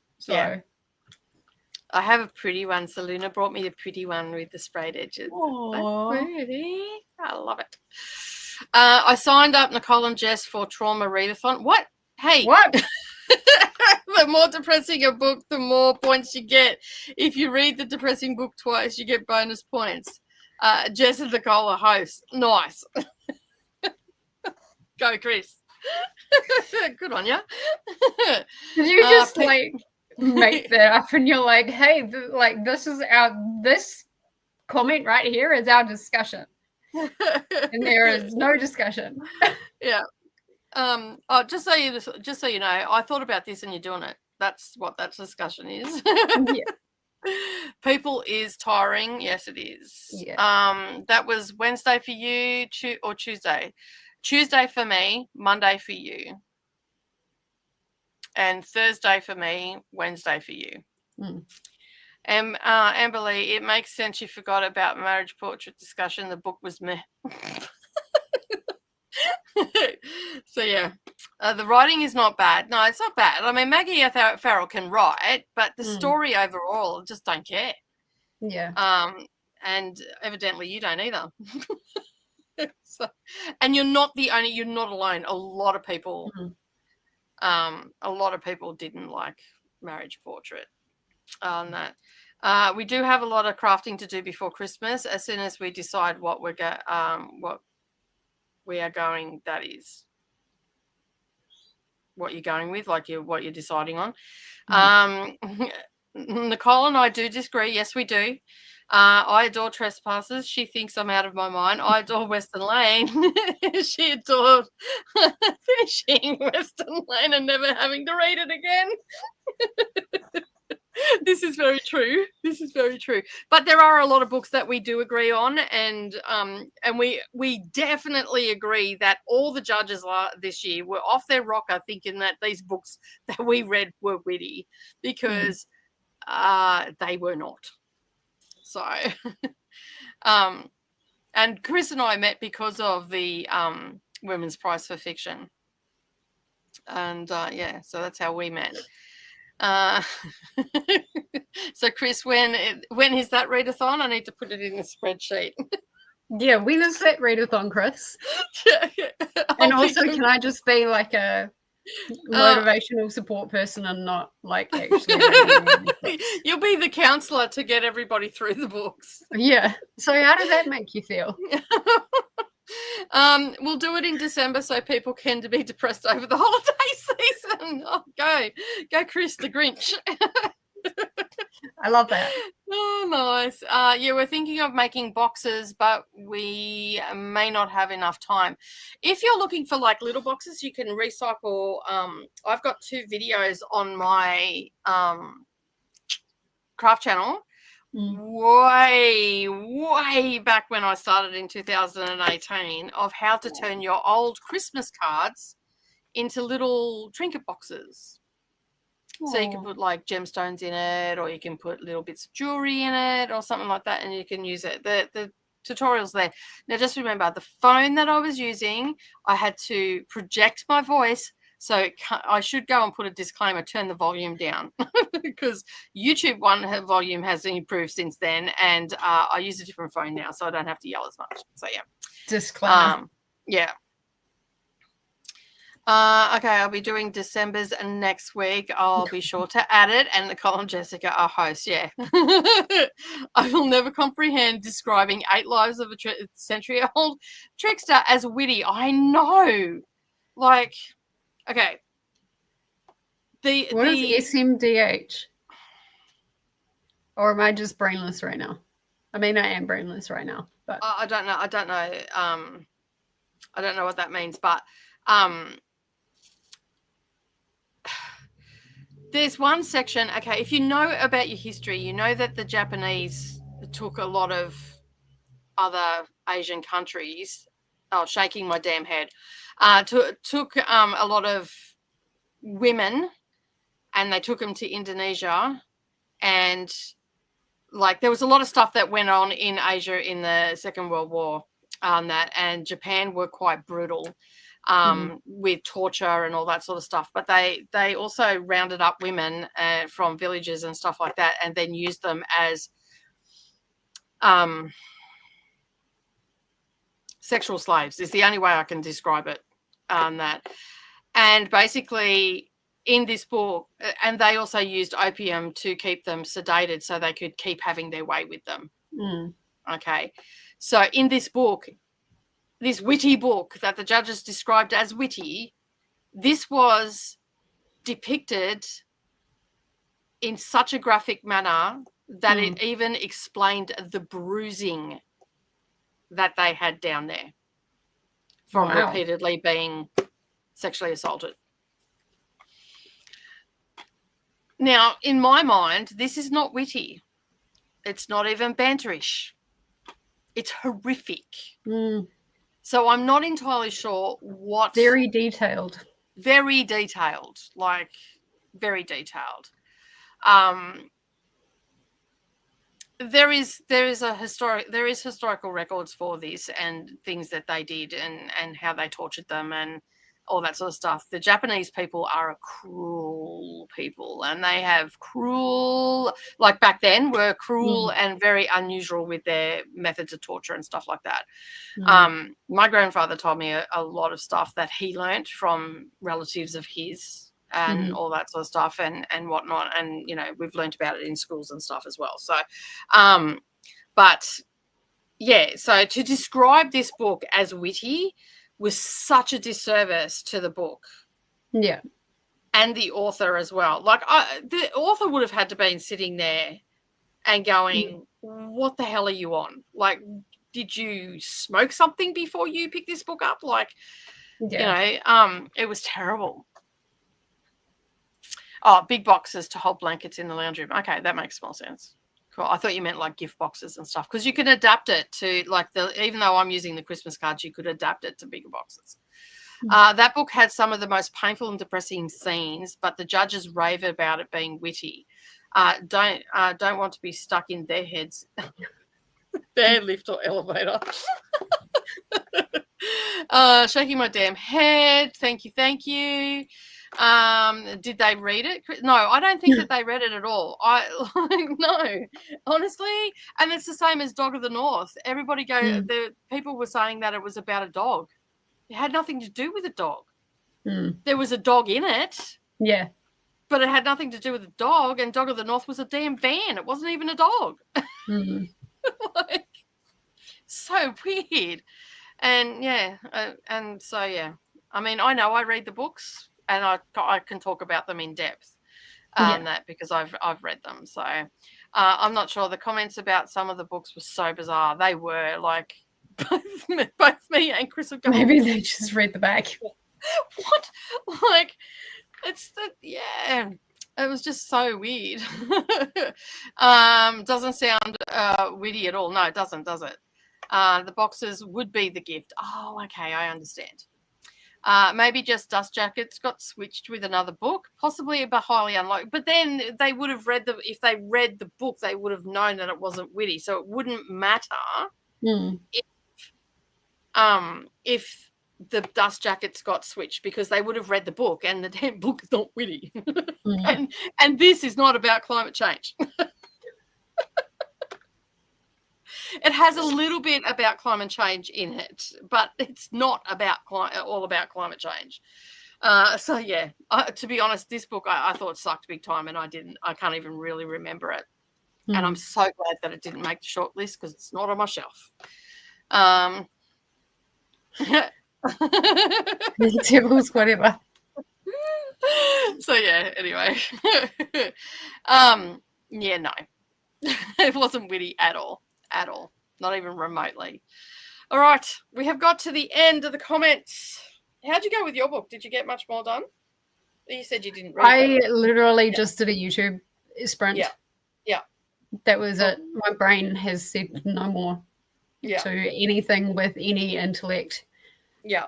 So I did a YouTube sprint.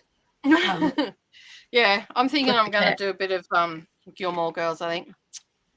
On that. I tried to start my car. My car didn't start, so I had to ring my husband and go, hey, my car didn't start. And he's like, is the battery flat? I'm like, no, it's turning over. Is there fuel in it? I went, there's 3/4 of a tank. So it's not any one of those. So yeah. So basically, don't know what's wrong. He thinks it might be the fuel pump because it's turning over. It just seems like it's not getting fuel. So that would make sense. They picked one chapter, read that only. There was no witty bits in it. Climate change one, that's possible because there is a chapter in there about climate change somewhere. But the other one, maybe the dude who reviewed it was on a little something. They're all female judges for the maybe the dude who reviewed it. So the only thing I can think of is that but see, even the beginning is not witty either. Like we have an obituist, okay, that works in a nursing home, and when she asks the residents of the nursing home to use, I think, is it 3 or 4 words to describe their life. And the person that the 8 lives of a century-old trickster is where a woman turns around, she goes, I need more than 3. I'd need 8 because I've had 8 lives or something along those lines. Like I'm definitely paraphrasing there, but it's something along those lines in the first chapters. And then it goes into her telling about her 8 lives that she's experienced from being a mother, a lover, a spy. What's the other ones? A sex slave, or and goes on from there. So there's 8 different times that she's talking about her 8 different lives that she's had. So different parts of her life, this is what she's done in that time. And she's South Korean. And so so it's and it's like I would give a witty book to a friend. I would never give Trickster book to a friend without pages of trigger warnings. Like, because there's a lot. Like, you can ask Neva, because I actually spoke openly about that book on Sprints, and Neva was on Sprints with me, and she actually marked it off as read because I took her on that journey. So she didn't physically read it, but I told her about everything that I read. Great. I've read it. So whether or not she did, but that's what she said at the time. And I'm like, yeah, I'd mark it off as read because I've taken you on because she said, I'll stay on Sprints with you till you finish it. Because it was one of the ones that I had to read with my eyeballs, and that was when I was doing 12-hour sprints on Wednesdays. Yeah. And 10-hour sprints on Wednesdays, and so I read the whole book in one sitting, and man, I'm glad I did because it was over and done with, and I didn't have to pick back up. So, yeah. All right, well, we're ready to go to another sprint. Are you going to hang around, or are you going to head off? I'm going to head off. Yeah, no worries. It's getting late. Getting to that time of the night where I'm just starting to go. Yeah, and but I managed to stay for 8 hours. Yeah, that's cool. 11. That's cool. Thank you. I appreciate it. Thank you for keeping me company. You're welcome. Yeah, it's good. You've also got a lot of reading done as well, which is awesome as well. Yeah, mostly audiobook today. I think my eyes are just like, my eyes have been quite tired, and I'm feeling a bit of eye strain lately, so I need to pare back. Have you got any chamomile tea? Yeah, I've also got eye drops and stuff like that. Just put make a cup of chamomile tea that you can drink, and then use the tea bags. Put 2 tea bags in it, and then use the tea bags on your eyes. You put a towel, like a cool towel, over your face, and that'll fix them right up. That's what I do when I get eye strain. Everybody's saying good night. Have a good. I'm not too sure what. You're having a what? Good night. Good evening. And Tony just started Sleeping Beauties by Stephen King, and I don't know how I feel about it. I'm only on chapter 2. Give it a little bit more time. I'd be interested to read that. So let me know once you've finished it how you feel about it. Find me on Instagram. Yeah, and also that Jess does Tuesday during the day sprints in the Southern Hemisphere. So I'm not too sure where you are, Tony, but That'll be Monday night if you're in the Northern Hemisphere. Still spelt it wrong. Night. Finally got it down the bottom here. There we go. Night Jess.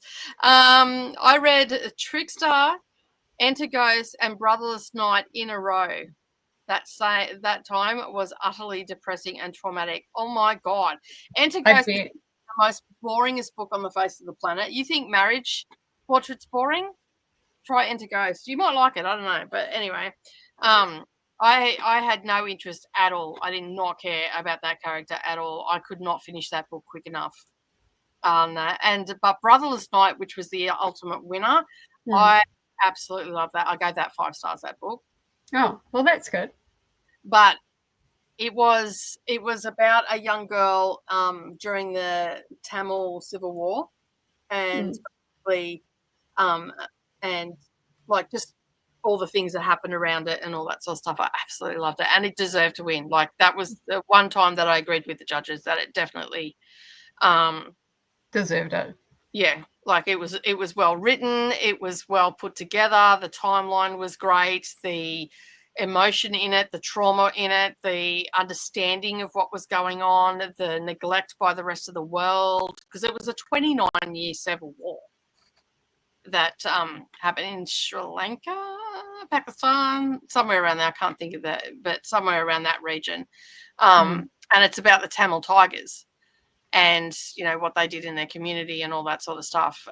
It had trauma in it as well, but it also asked the question, which you knew that going in, was she wanted to be a doctor, and then the Civil War derailed that in some ways. And the question that she was sort of asking herself, can you move through life without actually hurting someone? Like, whether it be intentionally or unintentionally, can you actually? And I think that question was answered pretty on point. So yeah, that is definitely on my shelf, and definitely will read it and visit it again. And so there's been some really good books that have been on the Women's Prize fiction in the past couple of years, but there's been some fucking shit as well. Some dudders. Like some that just make you start reading it and it's like you pass out cold because it's so slow. And when you've got to read them so quickly for for content and all the rest of it, Marriage Portrait was a slog. So was Enter Ghost. So yeah. Everybody is saying night, and it's not even midnight yet, and you already can't string us out. Not even midnight for me either. Yeah, but to be fair, you had a big day yesterday, so yeah, I was surprised you were up as early as you were. Oh, the cats! Honestly, the cats, because it's like relatively light, pretty early. The cats wake up at about 5:30. Yeah, sometimes even 4. And so I quite often get a bit of a restless night, especially when River jumps right on top of my headboard there. Oh, yeah. He uses that to like just kind of look out. And sometimes he jumps up really neatly, and other times he misses it and he has to scramble. And it gives me and uses your head as a footstool to get up. Especially when he gets down and he jumps, he thuds on my mattress. And I'm like, what the fuck, dude? It wakes you up and scares the bejesus out of you. I've had Voodoo jump on me in the middle of the night because I've forgotten to put her in the kitchen, because she's I'll walk all over you, I don't care. Yeah. Type cat. And she's jumped up on the bed and scared the bejesus out of me. Alicia had a phone call from hubby, but I managed to read 50 pages of Lore Olympus, Volume 7, switching books in the next sprint. Awesome. You've got some books to read. You've got some books to read this month, Alicia. I also watched Alicia's November TBR video during that sprint as well. So, yeah. Nice. Oh, all right. Let's get this timer up. We're going to say goodbye to Jess. Don't forget to go over and subscribe to Jess and show some love to the rest of the co-hosts in the description box. And when are you on next, Jess? I don't know. I'm thinking about canning my Tuesday sprints. That's not confirmed yet, so don't quote me. If I do cancel it, I'll put it in the community tab. But then I don't know. Maybe I'll feel right. you're not. You've got no NetGalley sprints on Tuesday because you've got Brooklyn's on. That's right. Yeah. I'm looking. I'm going. Jess, I think you've already canned it because they're not there. That's because doing the like switching between Paula and I. I just don't really feel like doing my normal sprints this month unless it's NetGalley November. Yeah, oh, that's fair. And I feel like I've been on screen enough this week. Like, gets that way, doesn't it? It'll be okay. My Tuesdays will survive if I'm not there for 1 week. Yeah, well, that's it. And I mean, everybody's jumping around and all that sort of stuff. So, yeah, it won't matter if you're not there for 1 week. That's the same as that's why I cancelled my craft ones. I'm like, you know what? It's fine. Yeah. It's fine. It's only me putting the pressure on myself. So, yeah, everybody's understanding on that. And the important people are understanding. The people that aren't understanding are not important. So it doesn't matter. I have 93 books read for the year so far. Nice. Good going. And Courtney is also heading off to bed, early flight, heading off for a holiday. Nice. That's by the sounds of it. Going to visit family or something. Jamie's just dropped in. Hello, Jess and everybody and Nicole. I've been listening to audio of 12 Caesars. Accidentally also had a nap, but making progress. I like those accidental naps. Wake up, you don't know where you are, what's going on. So, Jamie, have you moved on from evil maniac? What did you call them last night? Of my sprints, insane evil maniacs or something. Yeah, I wasn't on anybody's sprints yesterday. Not until right at the end when I was looking at Etsy stuff. Enjoy the rest of your day. Yay for Alicia. A good night to Courtney. So safe travels and take care. Good night to Courtney. Hello to Jamie. Hello, hello, hello. And I'm going to put up the screen and we're going to star that comment. Take that down. Go here. And we're going to say goodbye to Jess. Thank you. I will see you all somewhere on the internet, maybe next week, maybe not next week. We will see. Just or maybe over the weekend. On. Yep. Because there's nothing like concrete next week. Cool. Awesome. But all right, hon. Enjoy the rest of your day. No worries. Thanks for being here. Bye. Alrighty. So let's start the timer. And all right, we will see you. Well, I will see you. I don't know who the we is anymore, but I will see you in 90 minutes. Happy reading, everyone.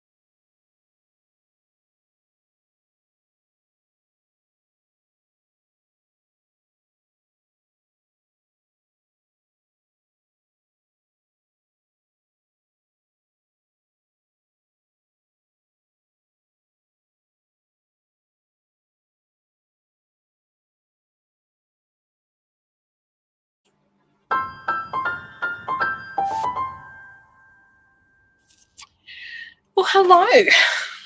We're back. How did everybody go during that sprint? I did no reading. My partner come over to check my car, find out why it wasn't starting, and the fuel pump has gone on it. So we're going to order a new fuel pump. And yeah, there was some scratches on the car that he was not too impressed about, which I have no idea where they came from. So, but it looks like someone's lent on the car from what we can see. So yeah. Anyway, cars. Oh, they drive me crazy. They really do. So yeah, I didn't do any reading in that sprint. Made myself a cup of tea, so I have my cup of tea here. I think Koda went off with a friend, so I don't know what happened there. It just disappeared, and Jess obviously is chilling out at home. About to close my eyes. Surprise, I'm in the comments. Oh my god. So yeah. And where were we up to? I think this is where we're up to. Yep. I started. Look at me go.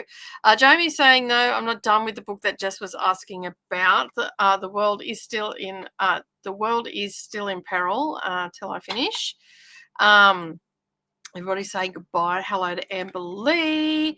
Came back but couldn't post. So I missed the chatty bit. Welcome back, Jean. I don't know what happened then. I missed the chatty bit. Husband came home from work.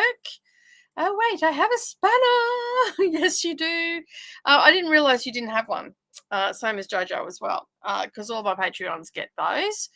And, yeah, so... we've just done that one. And Alicia says, I think I'm off to bed.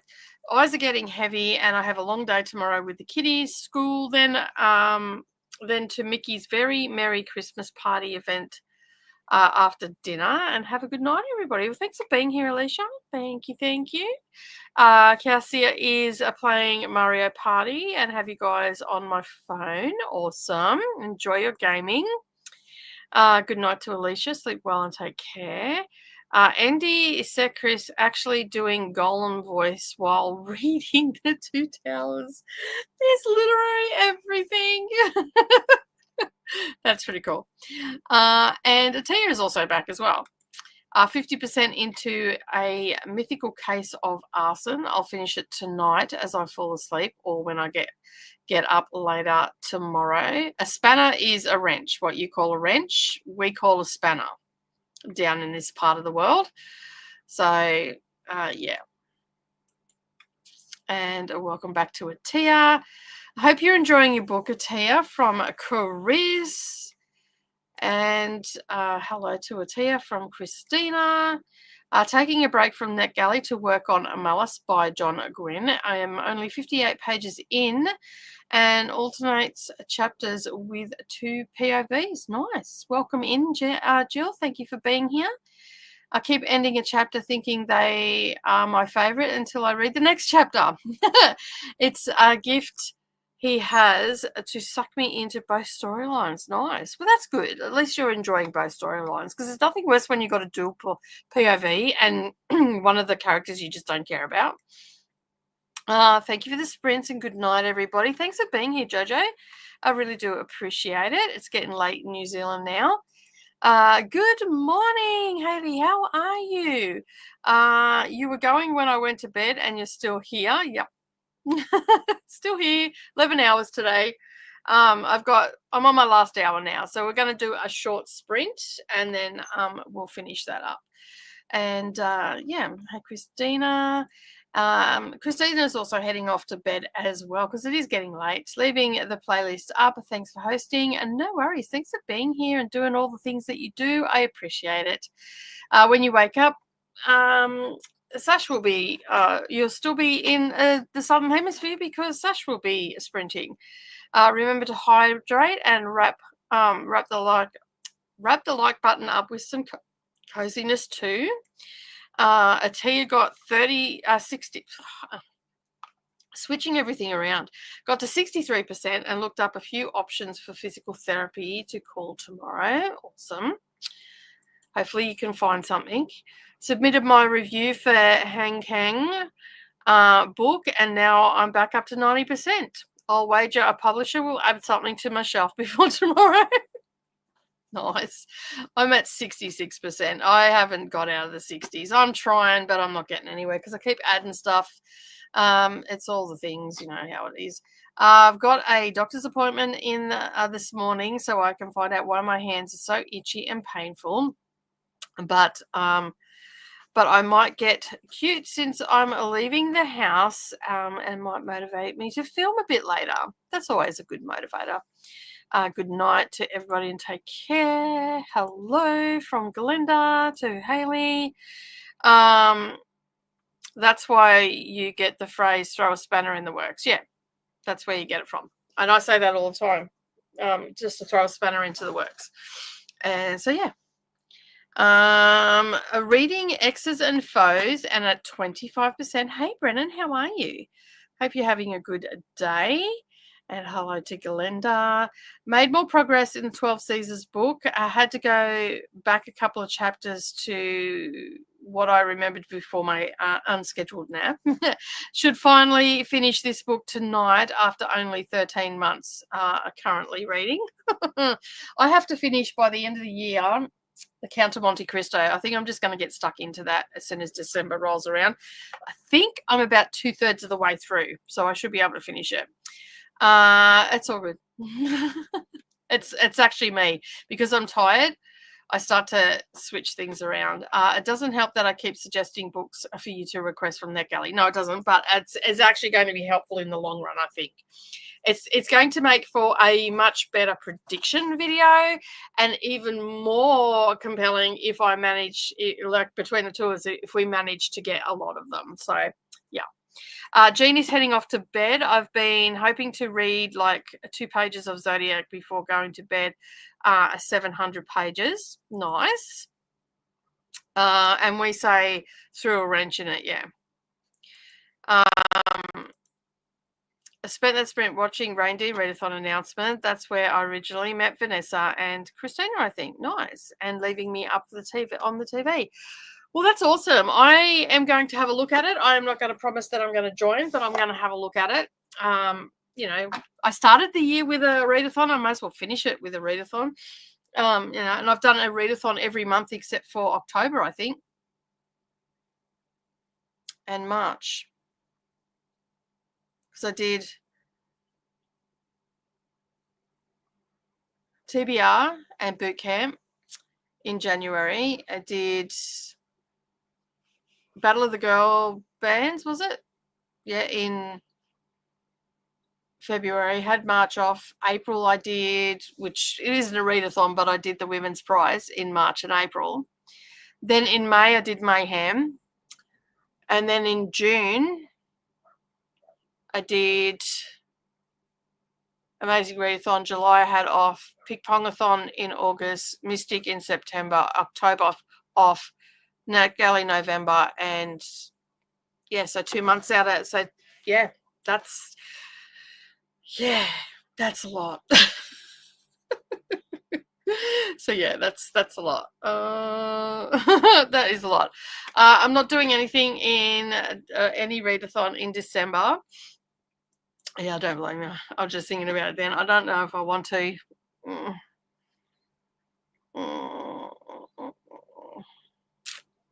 So yeah, I'll think about it. I'll see. I'll see, because I do have a lot of Christmas books, and I also have to finish my Buzzwordathon. So I've got 3-4 books left to do that for that.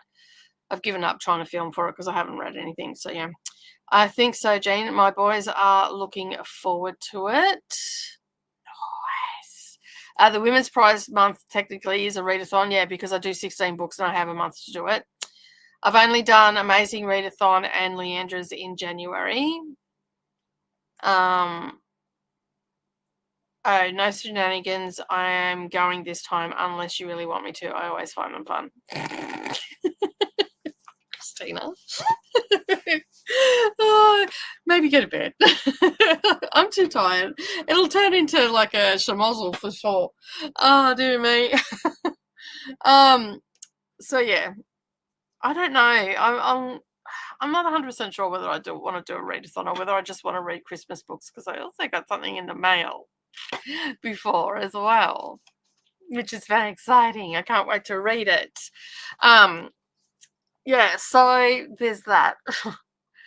And right now I can't make a decision because I'm tired on that. And if I make a decision now, I'll probably make the wrong decision, which is always on the cards as well. So yeah. Is it a secret? No, it's not a secret. It's called The Nightmare Before Christmas. And Jess actually sent it through to me to as a present, which was really nice for all the things. But this time, and I loved it because I opened it up and the card in it said from Jessica. And then I learnt my lesson. Hang on, I'll just go grab it.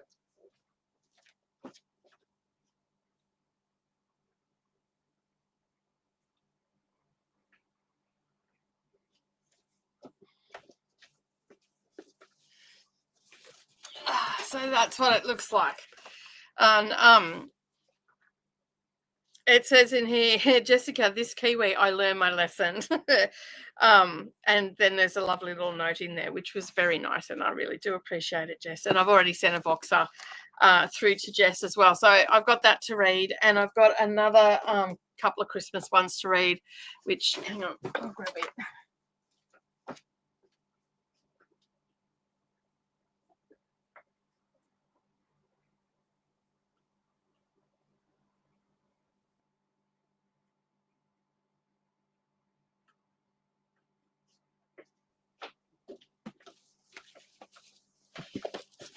So I have that one there that Jess just sent me, and then I've got Midnight in the Snow, which is Buzzwordathon, and I love this cover. It's so blue. I love it. I love it, love it, love it. I picked this up for $1.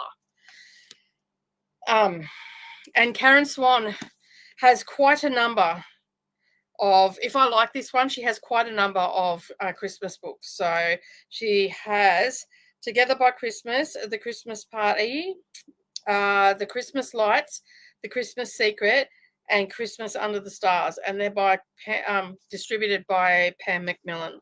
And I picked this, as I said, I picked this up for $1. And the other one that I have is a dark romance.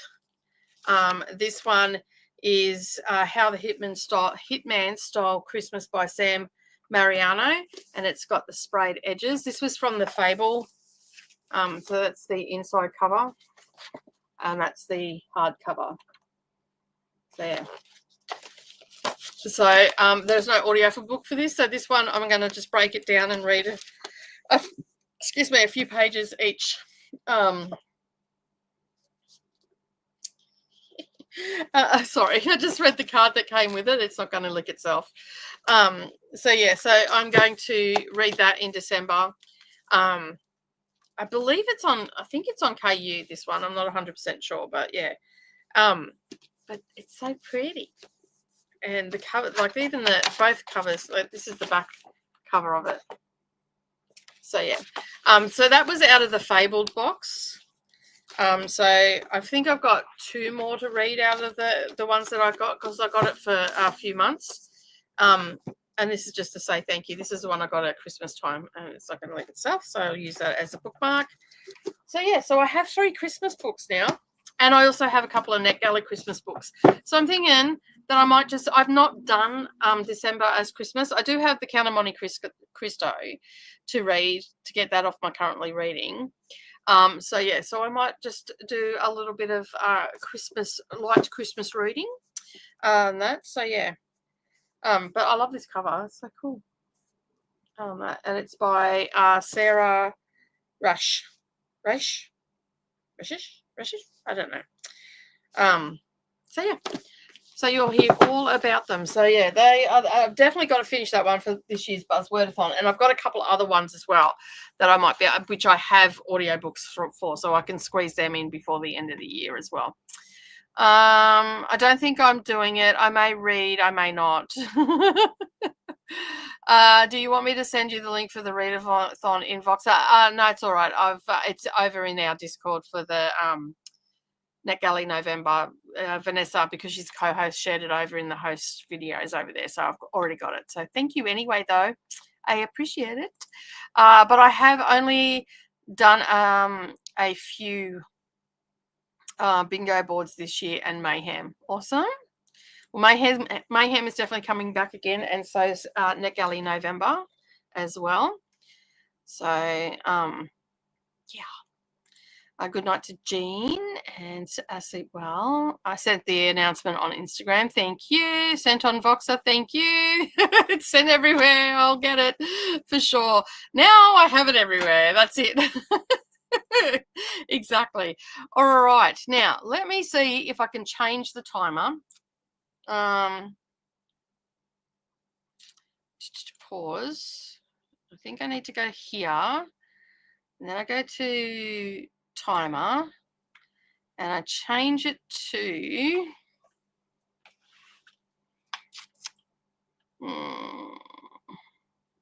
40. That should change it when I go to here. All right. Skip break. Yeah, there we go. Got it. Right. That's what I had to do. All right. So, because we have got I'm starting to get the feeling like everybody wants me to join this readathon. Just giving you options. Thank you. I mean, if I can use these books for the readathon, I'll do it. If I can't, I'm not going to do it. It's quite a busy month for me, so I don't know. I'll see how I go. No pressure. All right, we're going to go for a 40-minute sprint. Is that, what's that, 20? Yeah, that's going to give us 10 minutes until we've got to wrap up. Just use the excuse that you're hosting Traumathon. I love it.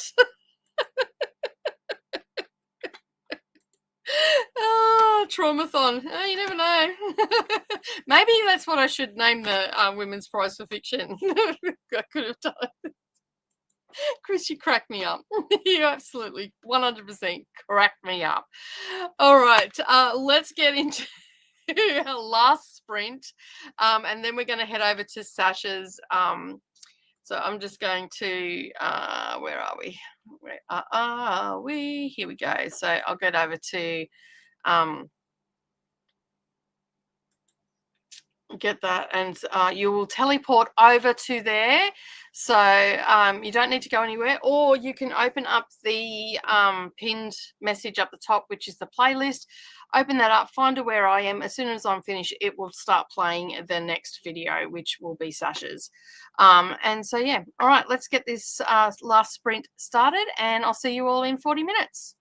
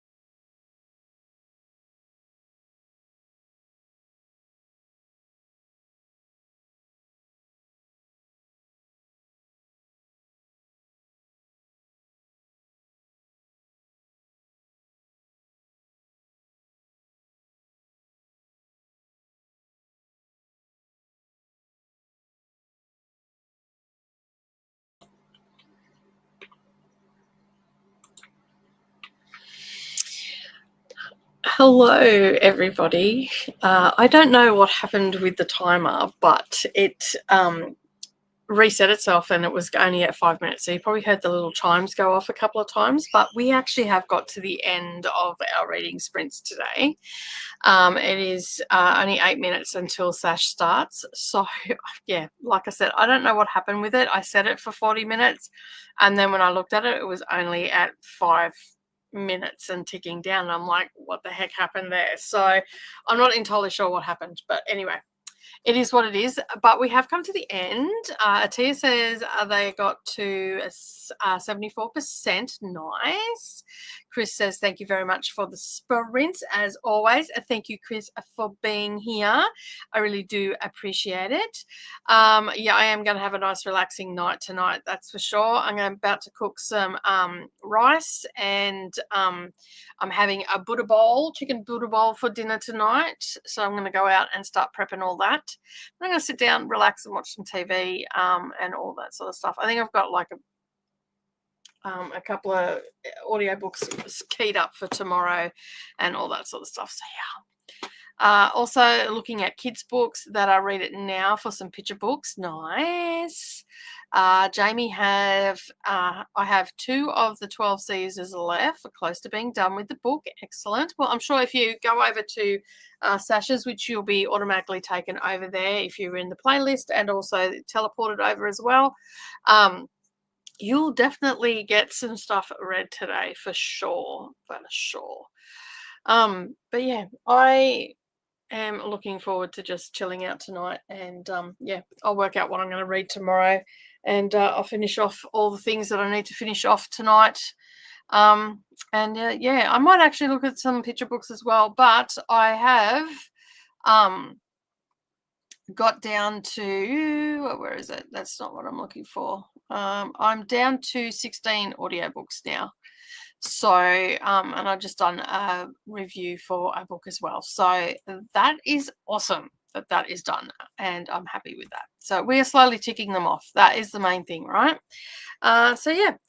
All right. What else is going on? Well, we've got the next sprint is at Sash's, as you know, and then after that, if Paula is up to it, you may end up with someone else, but Paula will be taking over from Sash. Then it'll be Didi, and then Paula again, and then back to Ahtiya. So yeah, we're going to be rotating through, and I will be back on your screens tomorrow at 5 p.m. Australian Eastern Standard Time. I'm not too sure what time that is. I think that's like 4 a.m. in the morning Eastern, if I remember correctly. So something like that. And I'm glad that I'm finishing now, because there is a storm brewing, and there's been a bit of rumbling out there and whatnot. So as always, make sure that you check out all the description box down below and check out all our co-hosts. If you haven't already done so, please go over and subscribe to all of them. They've all been doing an amazing job this month with helping me with this sprint train, which is an epic thing to ask of people. And I really do appreciate everybody that has been participating and hanging out, whether it be in the comments or just coming in and maybe making 1 or 2 comments, lurking in the background, having people up for watch time and all of that sort of stuff. It is greatly appreciated by all of us. So please go and check them out. If you haven't already done so on this stream, and make sure you hit the like button as well. And if you have been lurking for most of the day and you haven't yet subscribed, also consider subscribing to me as well. I sprint 3 times a week, and I have other bookish content going up all the time. And we have a big one coming up in December, where you will get a video a day from me where I unwrap some books that I have no idea what I'm getting, because it is a mystery. I know that the historical fiction, maybe I think crime fiction I got. I don't know. We'll have to wait and see, because I can't remember what I got. But anyway, I have 2 books to open on the daily until Christmas Eve. So that is coming up as well. In that sprint, I also watched the Ray D Readathon, and just knowing that it's competitive and knowing what my nature is like, I think I'm just going to give it a miss, and I'm just going to concentrate on the books that I have here and chill out before a hectic 2025 starts as well. Glenda's saying thank you very much for hosting, and see you again tomorrow. Yeah, you will actually see me tomorrow and also Sunday, and then Monday, Tuesday. I'm pretty much sprinting every single day. You know, a couple of hours here, a couple of hours there, a couple of long ones, and all the rest of it as well. Thanks for hosting, Nicole. See you tomorrow at 2 a.m. in my time zone, I think it is. Yeah, something like that. Maybe 1 a.m., 2 a.m., something like that. Whatever time it is now, that's what time I'm starting tomorrow. So whatever time it is now, that's when I'm starting. So, wherever you are, that. But as I said, make sure that you do all the things and whatnot. Maybe also check out my latest video as well, which is on the channel. And yeah, that's pretty much it for me today. And you're going to head over to Sash's. I'd just like to say thank you to everybody that has been here all day and even lurking as well. And as always, keep turning those pages, and I'll see you in the next video. Bye for now.